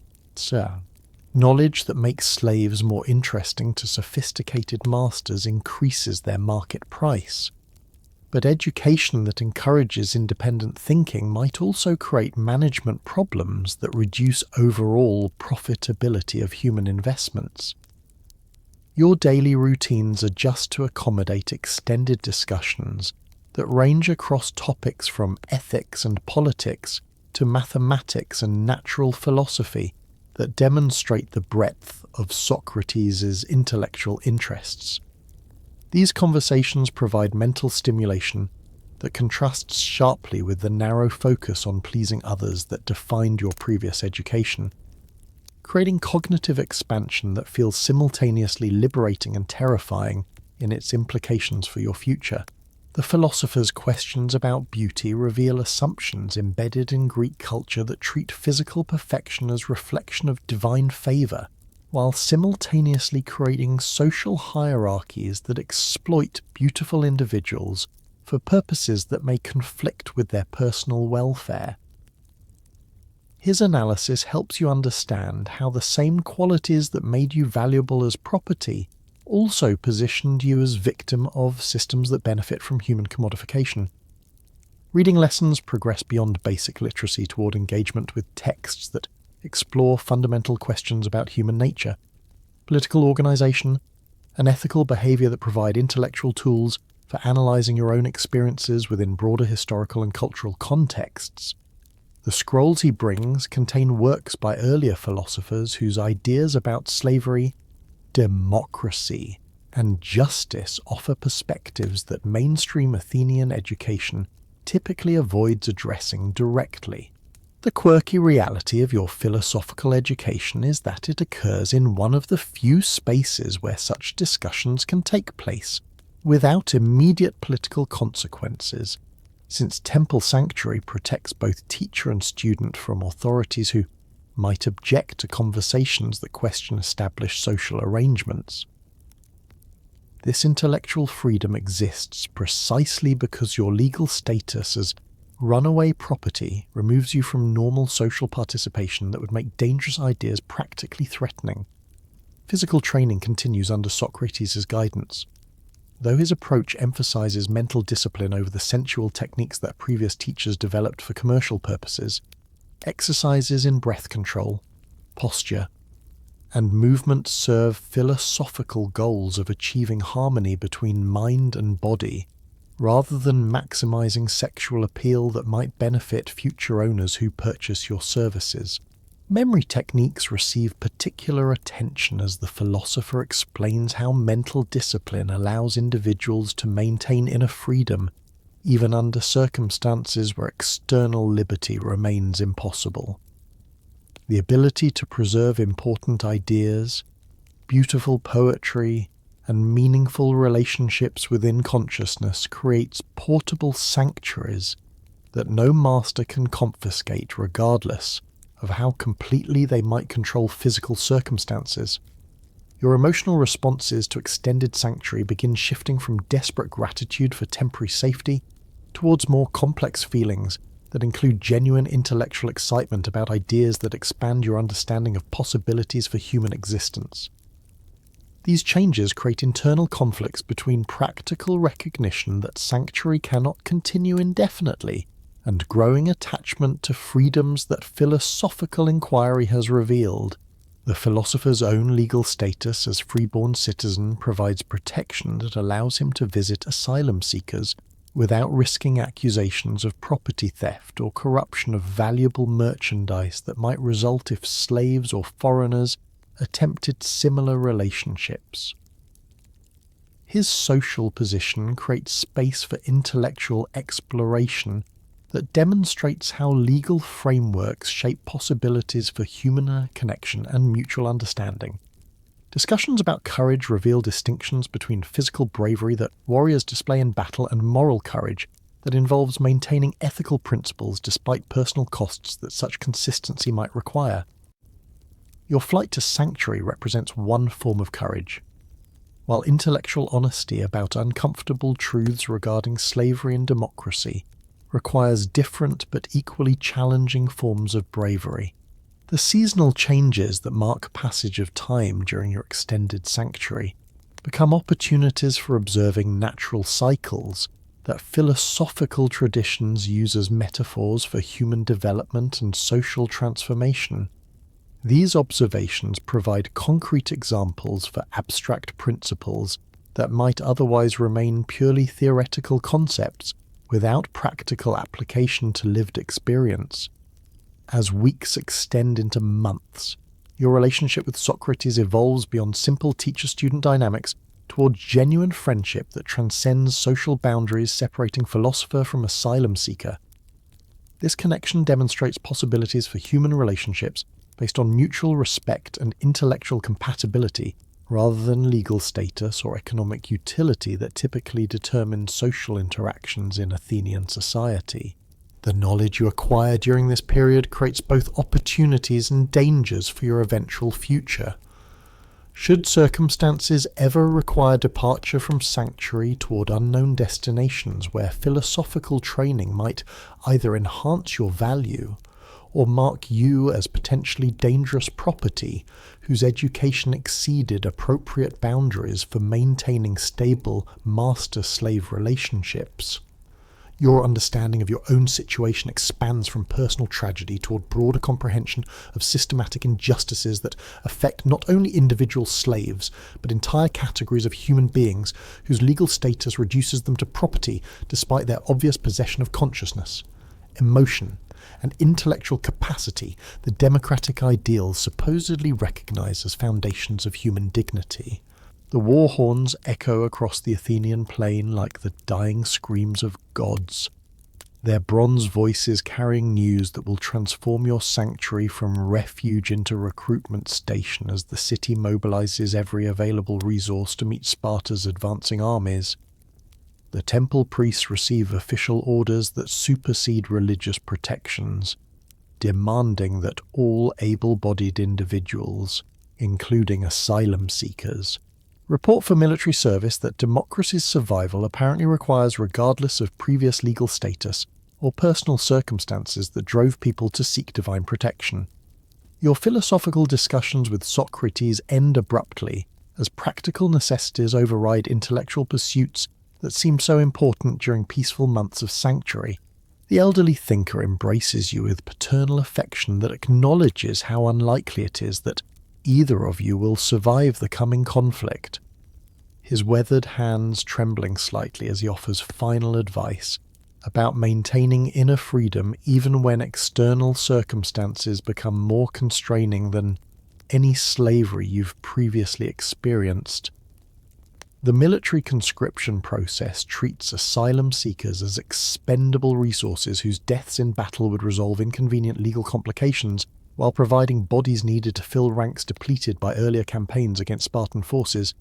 Your beauty, which once represented valuable commercial property, now becomes irrelevant compared to your ability to carry supplies, tend wounded soldiers, and perform support functions that free citizen warriors for combat duties requiring greater training and equipment than slave auxiliaries receive.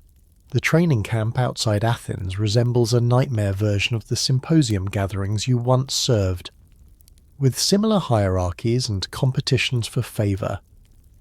But now the stakes involve survival rather than commercial advancement. Veteran soldiers who supervise new recruits display casual cruelty that makes your former masters seem gentle by comparison. Their scarred faces and missing limbs testifying to experiences that have stripped away whatever humanity military service once allowed them to maintain. Your assignment to medical support duties reflects both your physical unsuitability for frontline combat and administrative recognition that your background in managing wealthy men's needs might translate into skills useful for treating wounded warriors whose psychological trauma often requires attention as much as their physical injuries. The work involves intimacies with suffering that your previous training never prepared you to handle. Though your experience with reading human emotions proves valuable for anticipating needs that injured soldiers cannot articulate directly, the other camp followers who share your circumstances include a diverse collection of slaves, foreigners, and desperate citizens whose personal tragedies brought them to this final refuge where Athens gathers its most expendable human resources. Their stories reveal the brutal mathematics of warfare that treats individual lives as numerical units to be expended in calculations that weigh human costs against strategic objectives measured in territory gained or lost. Historians still argue whether the democratic mobilization of marginalized populations during military crises represented expansion of citizenship rights or simply practical necessity that temporarily suspended normal social hierarchies without creating permanent changes in legal relationships between different categories of persons. Archaeological evidence from military camps suggests that wartime conditions often blurred distinctions that peacetime society maintained with rigid precision. The medical training you receive focuses on practical techniques for treating wounds that weapons create, from arrow punctures and spear thrusts to the massive trauma that war machines inflict on human bodies designed for peaceful activities rather than violent conflict. Your hands, once trained to provide pleasure, learn to probe wounds for embedded metal fragments and to apply pressure that slows bleeding long enough for more skilled physicians to attempt proper treatment. The proximity to death that medical duties require forces confrontation with mortality that your previous existence had largely avoided despite its dangers. You watch young men die from injuries that seem trivial compared to the poisoning attempts you survived, while others recover from wounds that should have killed them, creating appreciation for the arbitrary nature of survival that philosophy alone cannot adequately explain. Your former beauty begins deteriorating under conditions that combine physical exhaustion, inadequate nutrition, and constant exposure to stress that ages faces with cruel efficiency. The mirror-bright surfaces that once reflected your perfection now show hollow cheeks and premature lines that mark the passage of weeks that feel like years, transforming your appearance in ways that provide an expected protection from sexual predators who prefer their victims unmarked by hardship. The camp's social dynamics create new forms of hierarchy based on usefulness, rather than legal status or inherited position, offering opportunities for advancement that peacetime society would never provide to individuals of your background. Your medical skills, developed through desperate necessity rather than formal training, earn respect from soldiers who care more about competent treatment of their wounds than the social origins of hands that provide healing. The quirky reality of your military service is that it provides the first genuine friendships you've experienced with individuals who value your contributions rather than your appearance or entertainment value. The bonds formed between people who share life-threatening dangers create loyalties that transcend the commercial relationships that previously defined your interactions with others, revealing possibilities for human connection that slavery had made impossible to explore. Supply shortages affect everything from medical equipment to basic food rations, forcing creative solutions that transform luxury items from your previous life into practical tools for military purposes. The perfumes that once enhanced your appeal become antiseptics for cleaning wounds, while silk garments provide bandages that are gentler against damaged skin than the rough cloth typically available for medical use. The psychological impact of treating wounded soldiers reveals trauma that extends far beyond physical injuries. As men who witnessed friends die in battle struggle with memories that make sleep impossible and create emotional wounds that may never heal completely. Your experience with managing difficult personalities proves valuable for calming veterans whose combat experiences have left them suspicious of anyone whose motives they cannot immediately understand. Communication with families becomes part of your unofficial duties as wounded soldiers ask you to write letters that convey final messages to loved ones they may never see again. These compositions require delicate balance between honest acknowledgement of military realities and gentle phrasing that provides comfort without completely destroying hope that motivates civilian populations to continue supporting war efforts that consume their sons and fathers.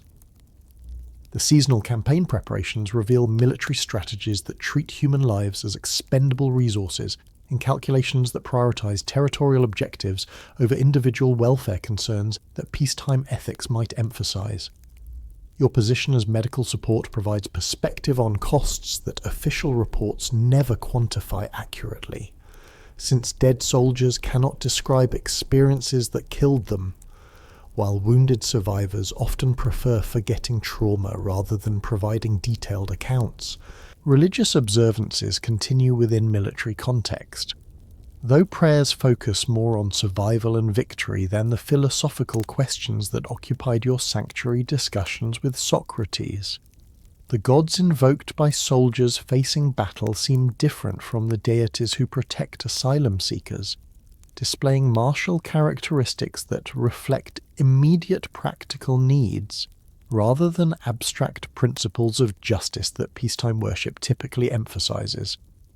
As winter approaches and military campaigns pause for seasonal regrouping, you realize that your transformation from beautiful property to military auxiliary represents changes that cannot be reversed regardless of how the current conflict eventually resolves.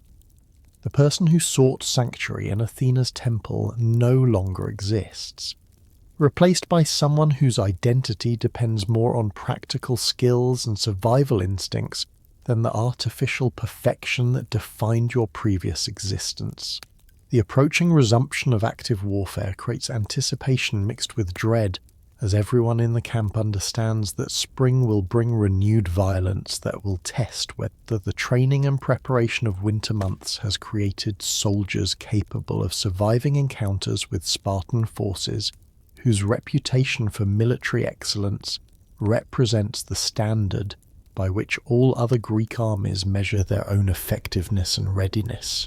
The battlefield arrives with spring's first warm breeze, transforming the olive groves outside Corinth into a charnel house where democracy meets its most severe test against Spartan discipline that has never known defeat on land. You follow the wounded as they crawl or are carried from the clash of shields and spears, your medical supplies already running low before the sun reaches its zenith, while the screams of dying men create a symphony that drowns out even the bronze clash of weapons that decide Athens' fate through individual acts of courage and cowardice that history will never record. The first casualty you treat is barely older than yourself, his intestines spilling through a spear wound that no amount of training prepared you to address adequately. His eyes, wide with terror that youth makes particularly heartbreaking, search your face for reassurance you cannot provide while his life drains away despite your desperate attempts to hold together flesh that was never meant to survive such violence. The knowledge that philosophical discussions cannot ease physical agony becomes immediately, brutally clear as idealism confronts mortality's indifferent mathematics. Your hands learn to work despite trembling that initially makes precise movements impossible.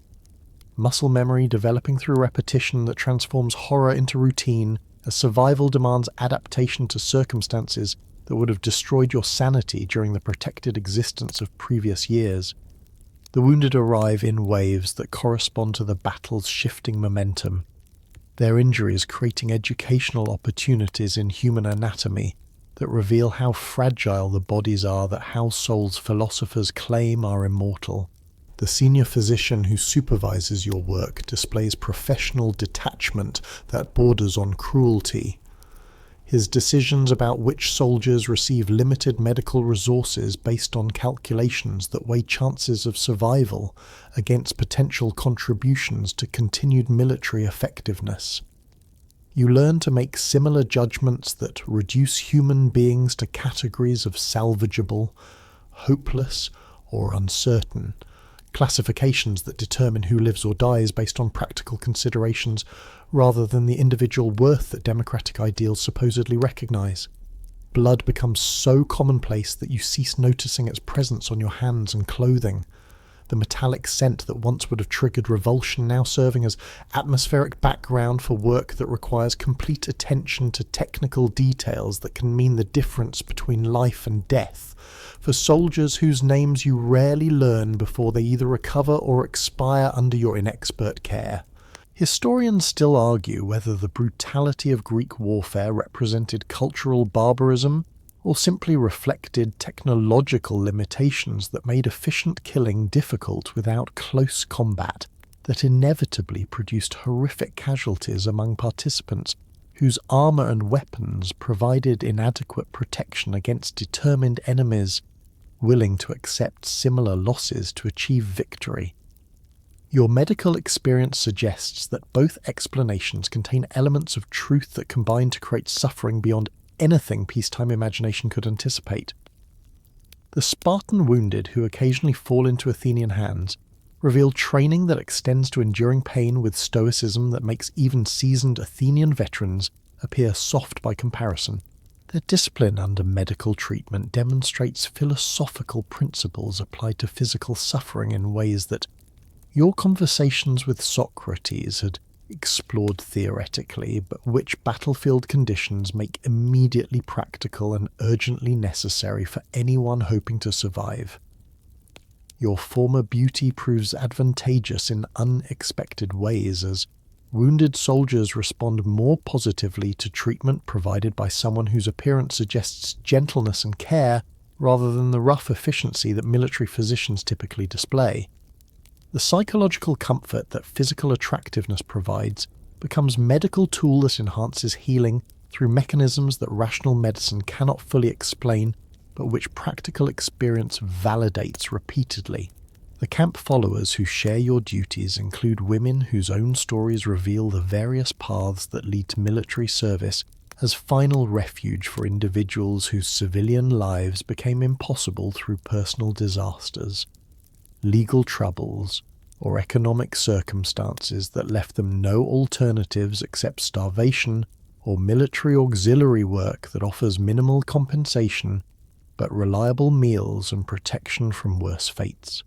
Sleep becomes fragmented luxury stolen between waves of casualties that arrive without regard for human need for rest, forcing your body to adapt to exhaustion levels that would have seemed impossible during the regulated routines of domestic slavery. Dreams, when they occur, blend memories of symposium service with battlefield surgery and surreal combinations that suggest psychological adjustment to experiences that normal human consciousness was never designed to process. The quirky reality of battlefield medicine is that it reveals democratic ideals through their absence, as treatment decisions based on military utility create hierarchies that ignore citizenship status, while prioritizing recovery potential in ways that reduce all participants to their functional value for continued combat effectiveness. Aristocratic officers receive no better care than common soldiers if their wounds appear equally treatable, though their superior equipment often results in less severe injuries. Religious observances continue even during active campaigns, with prayers offered over dying soldiers whose wounds place them beyond medical assistance, but whose suffering might yet be eased through spiritual comfort that acknowledges human dignity even when physical salvation proves impossible. These rituals provide emotional relief for medical personnel as much as patients, creating meaning from experiences that would otherwise seem randomly brutal. Supply problems intensify as the campaign extends beyond originally planned duration, forcing creative solutions that transform battlefield debris into medical equipment when proper supplies become unavailable. Arrow shafts serve as splints. Discarded armor pieces become containers for mixing medicines. And cloth stripped from enemy dead provides bandages that desperate circumstances make acceptable despite obvious sanitary concerns. The psychological toll of constant exposure to trauma begins affecting your own mental stability as weeks of treating wounds. Watching deaths and managing your own terror create emotional exhaustion that threatens your ability to function effectively. The survival techniques that previous experiences taught you prove inadequate for managing stress that comes from witnessing suffering you cannot prevent, rather than simply enduring personal threats that focus survival instincts more precisely. Communication between different sections of the medical corps reveals casualty numbers that official reports will minimize for civilian morale purposes, but which create realistic understanding of warfare's actual costs measured in human lives, rather than territorial gains or strategic objectives that justify such massive expenditure of blood and suffering to political leaders whose own safety remains assured throughout the campaign. Your medical skills develop beyond basic wound treatment toward understanding psychological trauma that affects soldiers whose combat experiences exceed their mental capacity for processing violence they have witnessed or inflicted upon enemies who died screaming for mothers who will never learn how their sons' lives ended on foreign battlefields fighting for causes that personal survival makes irrelevant. The camaraderie that develops among medical personnel creates bonds that resemble family relationships more than the commercial associations that previously defined your social connections, providing emotional support that helps maintain sanity under conditions that would otherwise produce complete psychological collapse among individuals unprepared for sustained exposure to human suffering on industrial scales. As the campaign reaches its climax and decisive battle becomes inevitable, you realize that your transformation from pampered slave to battlefield surgeon represents personal growth that occurred through trauma rather than education, creating capabilities you never imagined possessing while destroying innocence that previous hardships had somehow left partially intact despite their apparent severity. The approaching final confrontation between Athenian and Spartan forces creates anticipation that combines professional preparation for massive casualties with personal terror about your own survival prospects should the battle turn against democratic forces whose defeat would leave auxiliary personnel like yourself at the mercy of victorious enemies known for their harsh treatment of captured survivors. The Athens you return to bears little resemblance to the gleaming city of marble and democracy that you once knew from within the protected walls of wealthy households. The Spartan siege has left scars that extend far beyond the broken walls and burned buildings visible from the road that carries the remnants of the defeated army home, through olive groves stripped bare by foraging soldiers from both sides. The very air seems different, carrying the acrid smell of desperation and the metallic taste of a population that has learned to survive on hope, rationed as carefully as grain from emergency stores. Your medical skills, earned through months of battlefield trauma, suddenly become valuable currency in a city where traditional healers either fled during the siege or died from diseases that flourished when sanitation systems collapsed under military pressure.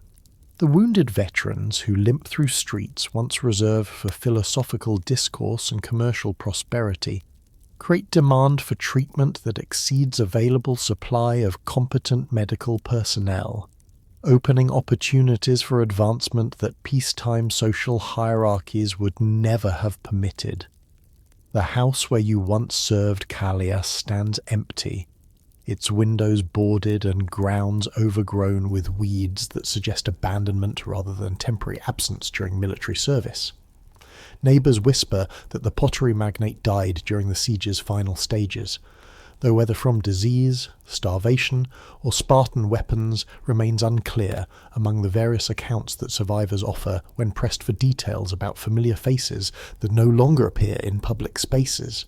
Your legal status becomes ambiguous in ways that create both opportunities and dangers, as the traditional mechanisms for enforcing slave ownership have collapsed, along with many other institutions that previously maintained social order through established hierarchies based on birth, citizenship, and property ownership.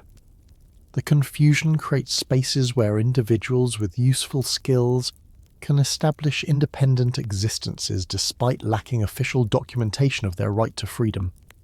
The displaced population that fills Athens includes refugees from throughout Attica, whose farms and villages suffered destruction during Spartan campaigns, designed to break civilian morale by targeting economic resources, rather than limiting warfare to formal battles between organised military forces.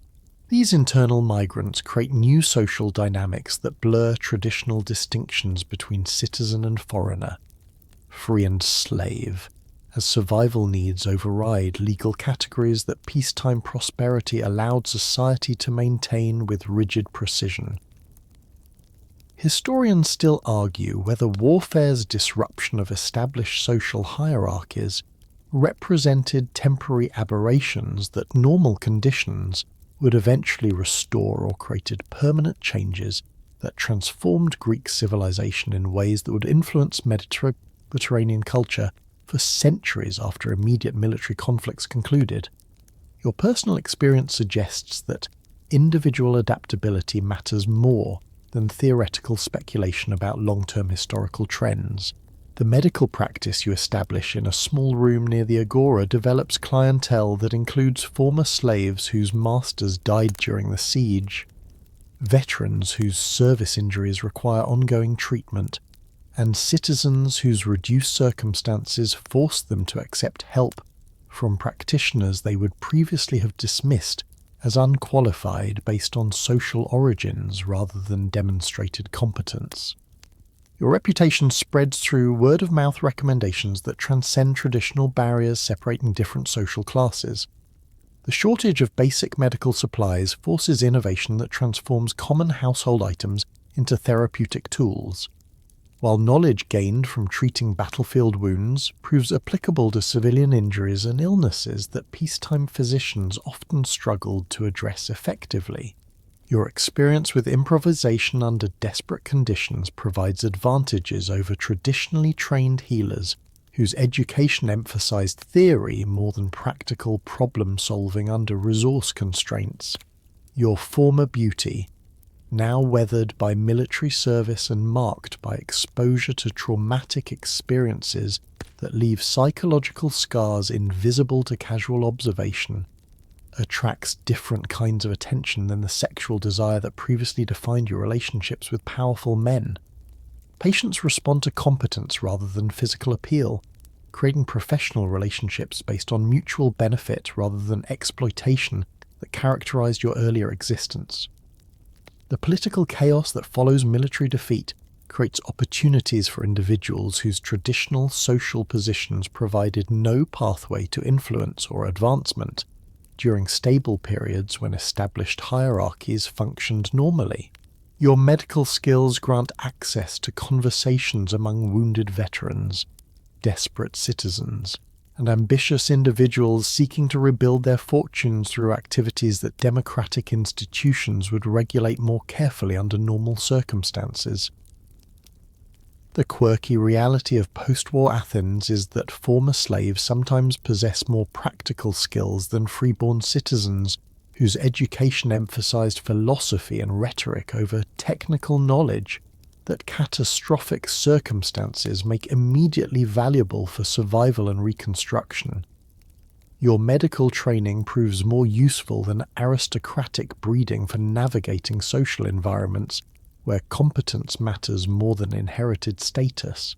Economic relationships develop organically as patients offer various forms of payment for medical services, from traditional coin when available to bartered goods, labour exchanges, and promises of future consideration that create networks of mutual obligation resembling kinship ties more than commercial transactions. These arrangements provide security that formal employment could not guarantee during periods when established institutions remain unreliable. The psychological adjustment to independent existence proves more challenging than the practical aspects of establishing medical practice. As years of slavery created habits of deference and compliance that must be consciously overcome when situations require assertiveness and decision-making authority that your previous training actively discouraged. Learning to trust your own judgment rather than seeking approval from authority figures becomes daily struggle with conditioning that slavery reinforced through consistent punishment of independent thought. Your small dwelling above the medical practice represents the first private space you have ever controlled, creating domestic arrangements that reflect personal preferences rather than masters' requirements or institutional regulations. The simple furnishings and basic amenities seem luxurious compared to slave quarters, though they would appear modest to citizens accustomed to comfortable homes that war has made unaffordable for all, except the most successful war profiteers. Contact with other former slaves reveals various strategies for navigating freedom that legal systems never formally recognized, but which practical circumstances make possible through administrative confusion and social disruption that follows major military defeats. Some individuals attempt to re-establish contact with former masters or their heirs, while others seek to disappear entirely into refugee populations where questions about legal status seem less important than immediate survival needs. The seasonal rhythms of agricultural recovery begin to restore some normalcy to civilian life as farmers return to damaged fields and attempt to rebuild productivity that sustained urban populations before warfare disrupted traditional economic relationships. Your medical services become particularly valuable during harvest seasons when work-related injuries increase among populations weakened by malnutrition and stress that siege conditions imposed on everyone regardless of their previous social status. Religious observances resume with intensity that reflects both gratitude for survival and desperate appeals for divine assistance with reconstruction efforts that seem to require supernatural intervention given the magnitude of damage that warfare inflicted on physical infrastructure and social institutions. Your participation in these ceremonies creates connections with community members that transcend the professional relationships that medical practice provides. As winter approaches and the immediate crisis of post-war survival gives way to longer-term planning for reconstruction and recovery, you begin to envision possibilities for a future that extends beyond merely surviving from day to day toward actually building a life based on personal choices rather than external circumstances that previously determined every aspect of your existence, without regard for your own preferences or aspirations. The approaching cold season creates medical challenges as inadequate heating and poor nutrition leave populations vulnerable to diseases that proper preparation might prevent. Though your experience with battlefield conditions provides perspective on hardship that helps maintain morale when circumstances seem particularly difficult compared to the peacetime comfort that memory preserves from periods that now seem impossibly remote, love arrives quietly, like dawn breaking over the Acropolis in the form of Theron, a former temple scribe whose gentle hands bear ink stains that will never fade completely despite months of manual labour that reconstruction efforts demanded from anyone capable of lifting stones or mixing mortar. His eyes hold the same mixture of wisdom and wounded innocence that you recognise from your own reflection, suggesting shared experiences with trauma that creates understanding deeper than words could ever convey between individuals whose past suffering makes them appreciate simple kindnesses that others might take for granted. Your first conversation occurs over the bedside of a mutual patient, an elderly weaver whose fever requires monitoring through the night while her family sleeps in exhausted shifts that medical crisis has imposed on their domestic routines. Theron reads to her from scrolls of poetry that his former temple position allowed him to acquire before the siege destroyed institutional structures that once provided security for scholars and artists whose services seemed less essential than those of farmers and soldiers. The friendship that develops through shared nursing duties reveals intellectual companionship that your philosophical discussions with Socrates had initiated, but which circumstances had never allowed to mature into genuine emotional intimacy.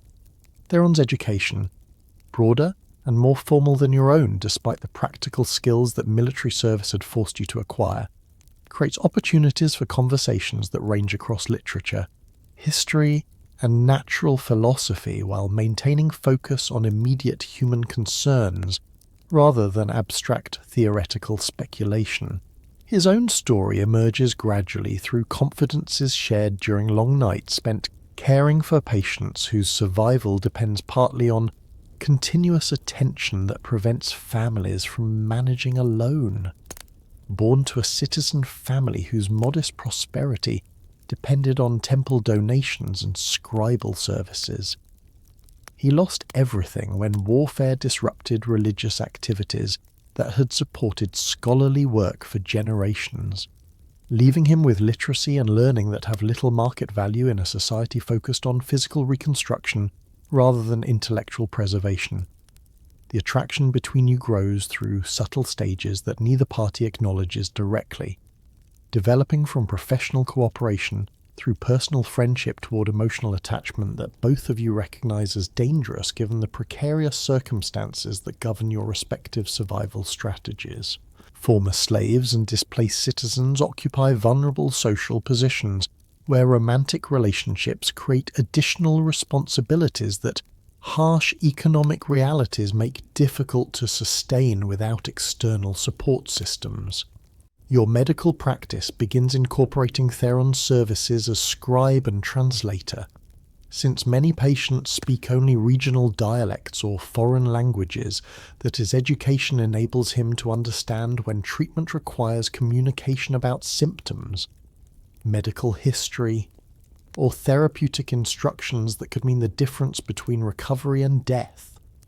His presence enhances your professional reputation while providing companionship that makes long hours of difficult work more emotionally sustainable.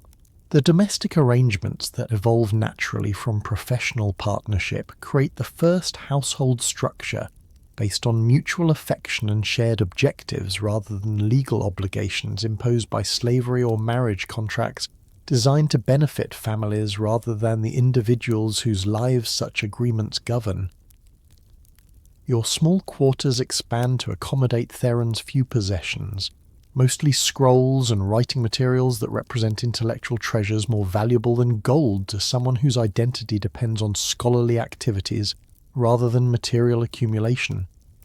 Historians still argue whether the social disruptions that followed major military conflicts created opportunities for unconventional relationships that peacetime hierarchies would never have permitted, or simply made visible arrangements that had always existed in the margins of society, where official institutions exercise less direct control over personal behavior. Your experience suggests that survival needs often override conventional moral categories when circumstances demand practical cooperation, regardless of traditional social boundaries. The physical intimacy that develops between you carries emotional significance that transcends the mechanical sexuality that previous relationships had reduced to commercial transactions designed to satisfy masters whose desires mattered more than your own feelings about activities that provided them pleasure, while leaving you psychologically detached and spiritually empty. Theron's gentle approach to romantic expression allows discovery of sensual experiences based on mutual care, rather than domination that characterized your previous sexual encounters. The community that begins accepting your relationship reflects broader social changes that warfare's disruption has created in traditional gender roles and domestic arrangements, as survival necessities override conventional restrictions on relationships between individuals whose legal status would normally prevent such associations from receiving social recognition or approval. Your neighbours judge the partnership based on its practical contributions to community welfare, rather than its conformity to established marriage customs. The seasonal festivals that mark agricultural recovery provide opportunities for public appearances together that gradually establish your relationship as accepted part of the social fabric that post-war Athens is weaving from survivors whose individual stories of loss and adaptation contribute to collective narratives about resilience and renewal. These celebrations create spaces where former social distinctions matter less than current contributions to community survival and prosperity.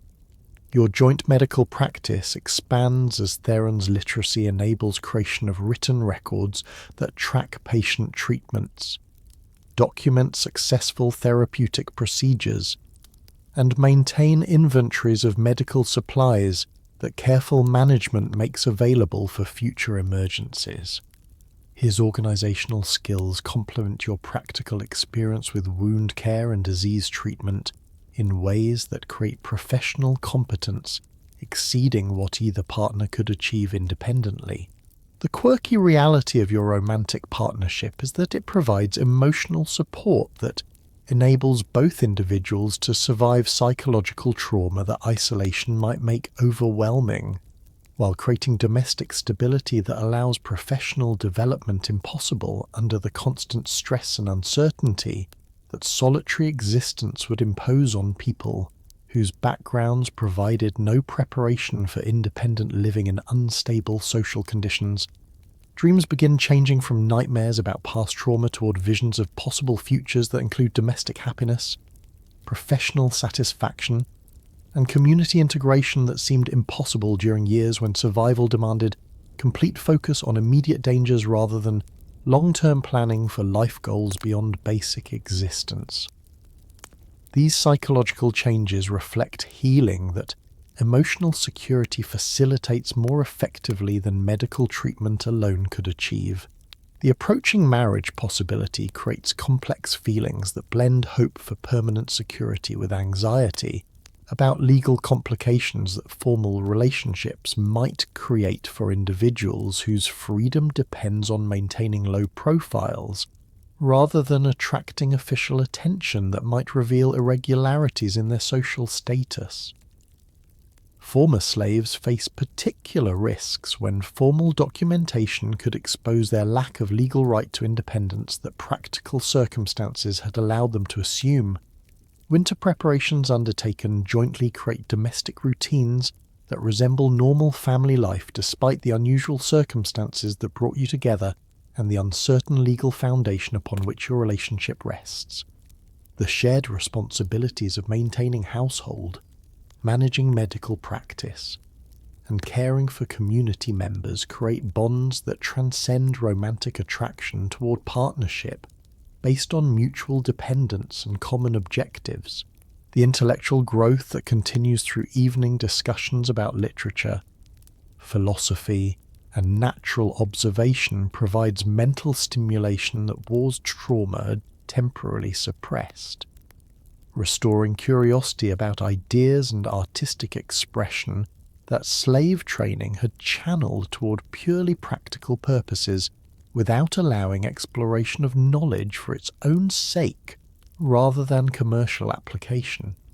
As spring approaches with promises of renewed agricultural activity and continued social reconstruction, your relationship with Theron represents stability that allows planning for futures extending beyond immediate survival toward actual happiness that seemed impossible during years when existence required complete focus on avoiding death rather than creating meaningful life based on personal choices and emotional fulfillment. The growing security that mutual affection provides creates courage to envision possibilities that individual isolation had made unthinkable, including potential expansion of medical practice, acquisition of permanent housing, and establishment of social connections that might eventually provide protection equivalent to what legal citizenship offers those fortunate enough to possess such privileges by accident of birth rather than achievement through personal effort. The betrayal arrives with the spring rains, delivered by a messenger whose formal toga and official documents transform your newfound security into nightmare, more devastating than any previous trauma, because this destruction targets not just your body but the future happiness that love had finally made possible.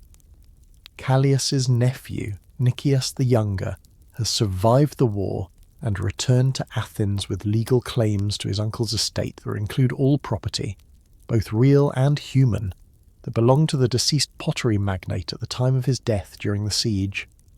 The documentation he presents to the reconstituted civic authorities bears authentic seals and witness signatures that establish his inheritance rights according to Athenian law, which recognizes no distinction between living property that has established independent existence and inanimate assets that await distribution among legitimate heirs. Your years of freedom, medical practice, and romantic partnership become legally irrelevant when measured against property claims that predate your escape and remain valid despite changed circumstances that practical necessity had seemed to legitimize. Your protests about temple sanctuary and subsequent military service fall on deaf ears among magistrates whose primary concern involves re-establishing legal precedents that encourage property owners to return to Athens with confidence that their investments will receive protection rather than face confiscation through informal arrangements that desperate circumstances might have created during periods when normal institutions functioned inadequately or not at all. Theron's desperate attempts to purchase your freedom reveal the harsh mathematics that govern human commerce.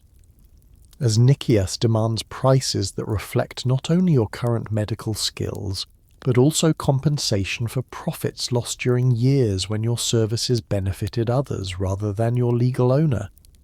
The sum requested exceeds anything that a displaced scribe could accumulate through honest labour, requiring resources available only to wealthy merchants or successful military contractors who profited from reconstruction efforts.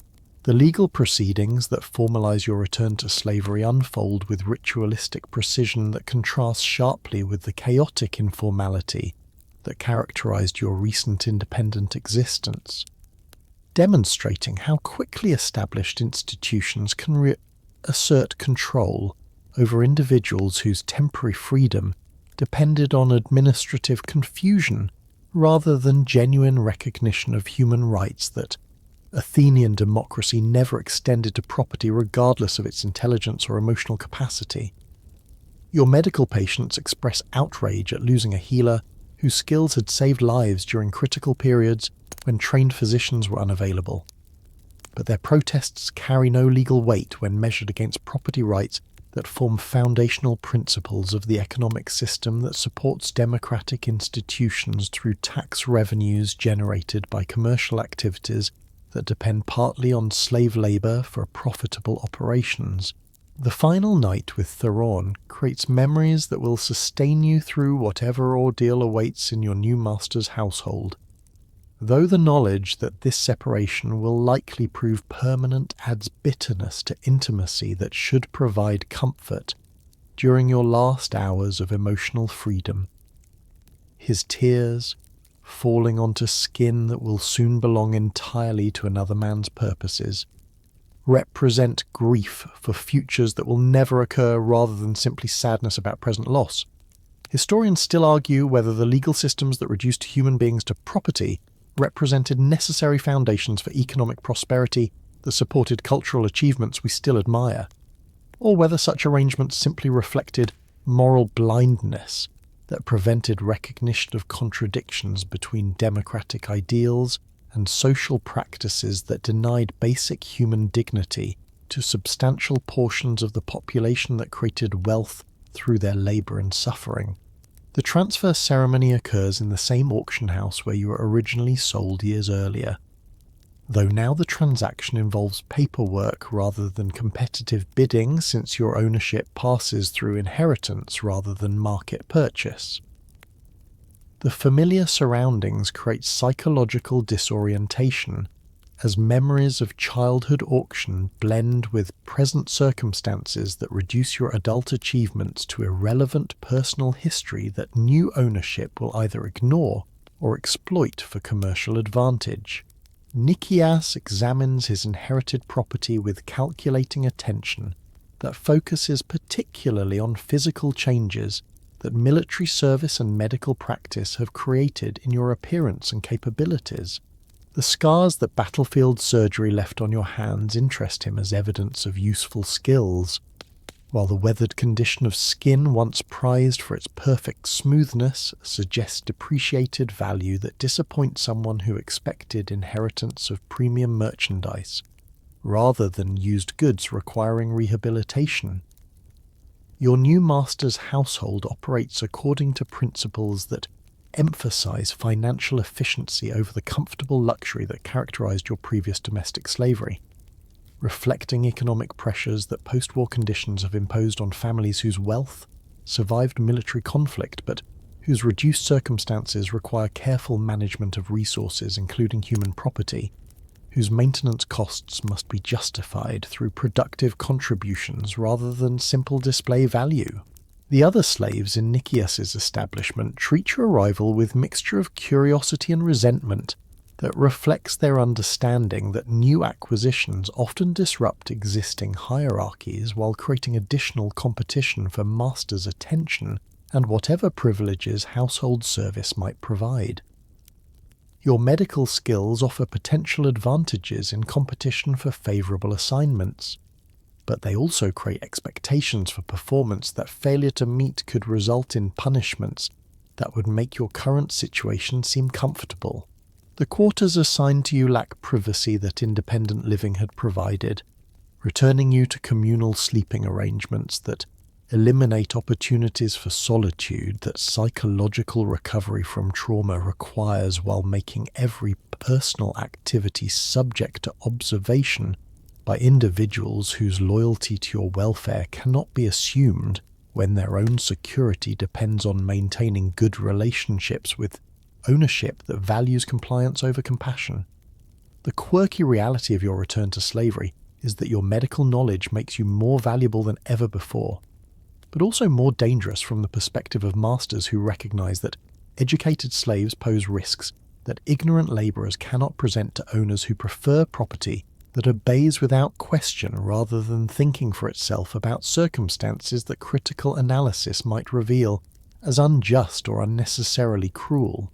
Work assignments initially focus on domestic medical care for household members whose health problems require attention that your training enables you to provide more competently than local physicians whose expertise lacks the practical experience that battlefield conditions forced you to develop through direct exposure to trauma that peacetime medical education only addresses theoretically. The psychological adjustment to renewed slavery proves more difficult than physical adaptation to changed living conditions.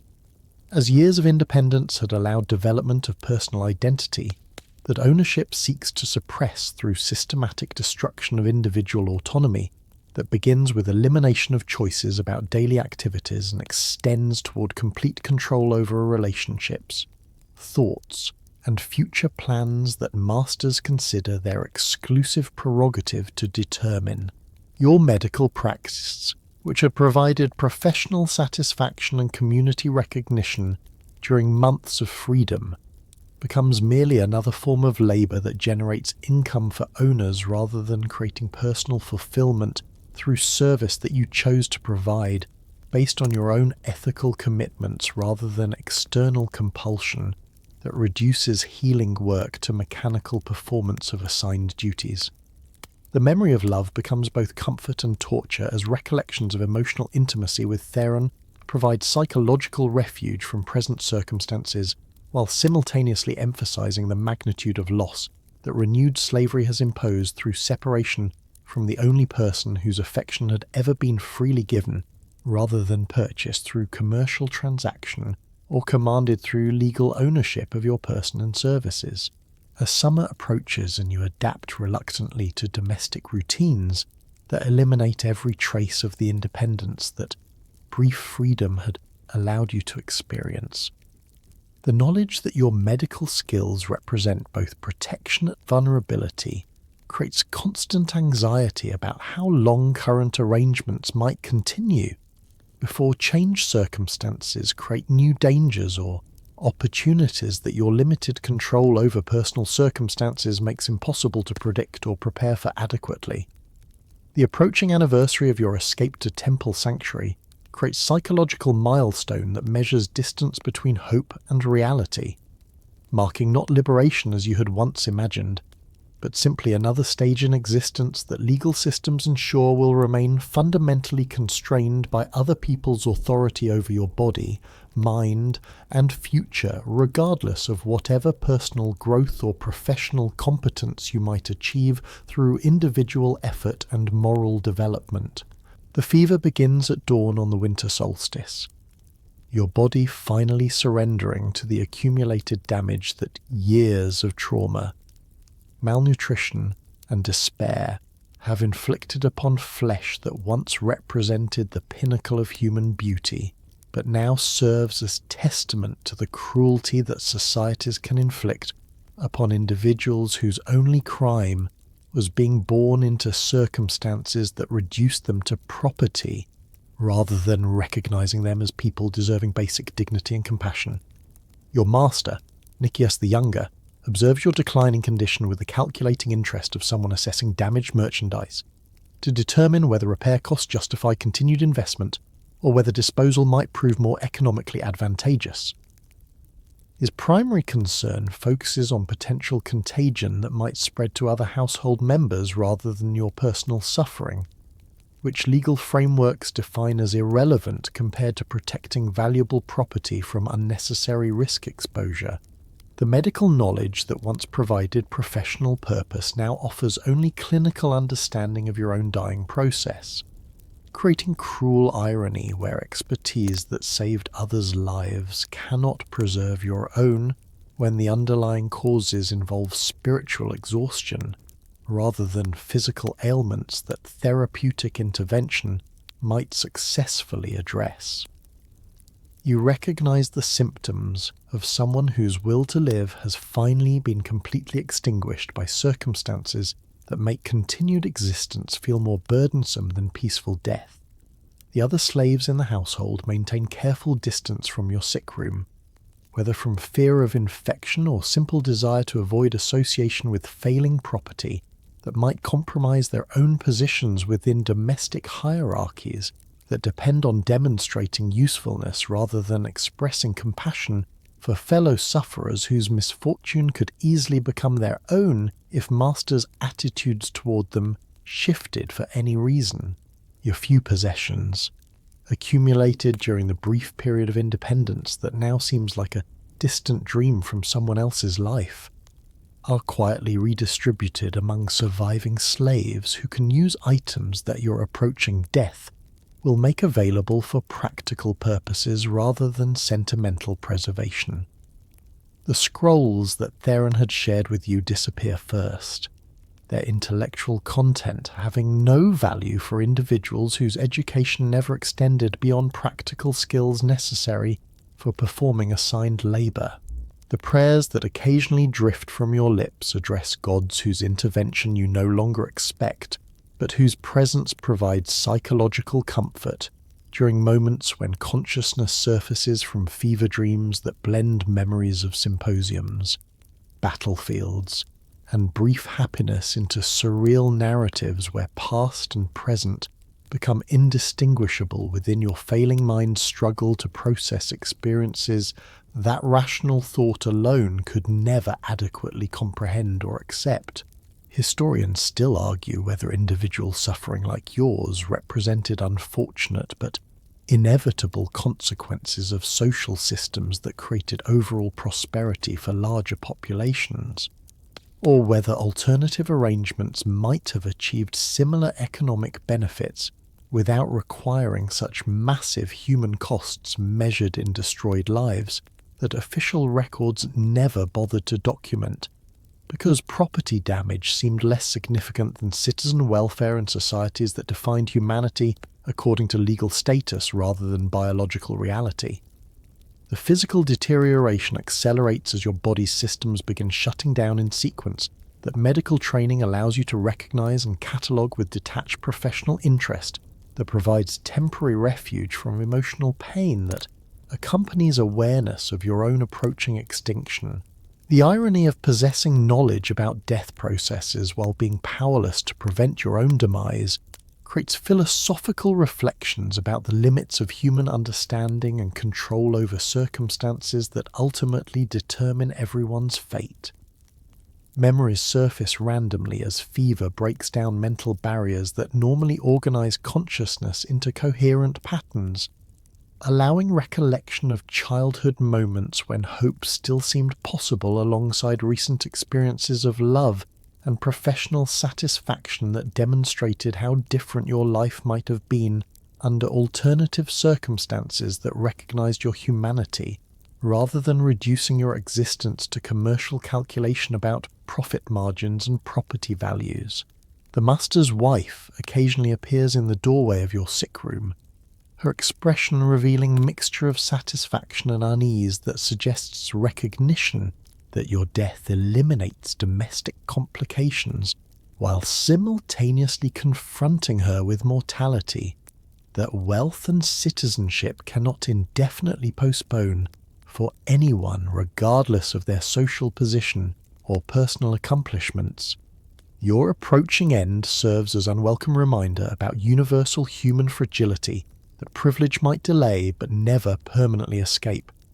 The winter cold penetrates inadequate heating and servants' quarters, where dying property receives minimal resources for comfort during final illness, creating physical discomfort that compounds suffering caused by isolation from anyone capable of providing emotional support during transition from life toward whatever existence, if any, awaits consciousness after bodily death that philosophical speculation cannot resolve through rational analysis. Your medical training provides clinical perspective on symptoms that mark progression toward final moments, allowing intellectual appreciation of biological processes that your personal experience simultaneously makes more immediate and emotionally devastating than textbook descriptions could convey to students whose abstract understanding lacks direct confrontation with mortality that transforms theoretical knowledge into visceral reality. The quirky reality of your deathbed situation is that the skills which once saved others' lives now serve only to document your own decline with precision that makes dying more psychologically difficult rather than easier, since professional knowledge eliminates comfortable ignorance about exactly how much additional suffering must be endured before final release arrives, to end consciousness that has become more burden than gift. Dreams blend with waking hallucinations as fever reaches levels that make distinguishing between memory and imagination impossible, creating mental landscapes where deceased individuals appear alongside living people in conversations that address unresolved questions about justice, meaning, and whether individual existence serves any purpose beyond providing labour and entertainment for those fortunate enough to possess legal rights that protect them from similar exploitation and degradation. The approaching end brings unexpected peace as physical pain gives way to floating sensation that suggests consciousness beginning its separation from flesh that carried it through experiences ranging from beauty and learning through trauma and love toward final exhaustion that makes continued struggle seem pointless when measured against permanent rest that death promises to provide without conditions or obligations that life consistently imposed. Your breathing becomes shallow and irregular as vital systems prepare for shutdown that will transform your physical presence into merely another disposal problem for household management to address through arrangements with professionals who handle such matters efficiently while maintaining appropriate distance from human tragedy, that their services help wealthy families avoid confronting directly through personal involvement with unpleasant realities. The last coherent thoughts focus not on regrets about opportunities missed or injustices suffered, but on gratitude for brief periods when love, friendship, and professional purpose provided meaning that transcended circumstances, which reduced most of your existence to servitude that legal systems defined as natural rather than recognizing it as systematic violation of human dignity that democratic ideals supposedly protected for all people rather than just those fortunate enough to be born into citizenship. As consciousness fades and heartbeat slows toward final silence, the winter afternoon light filtering through small windows creates patterns on rough walls that remind you of marble columns in temples where sanctuary once provided temporary refuge.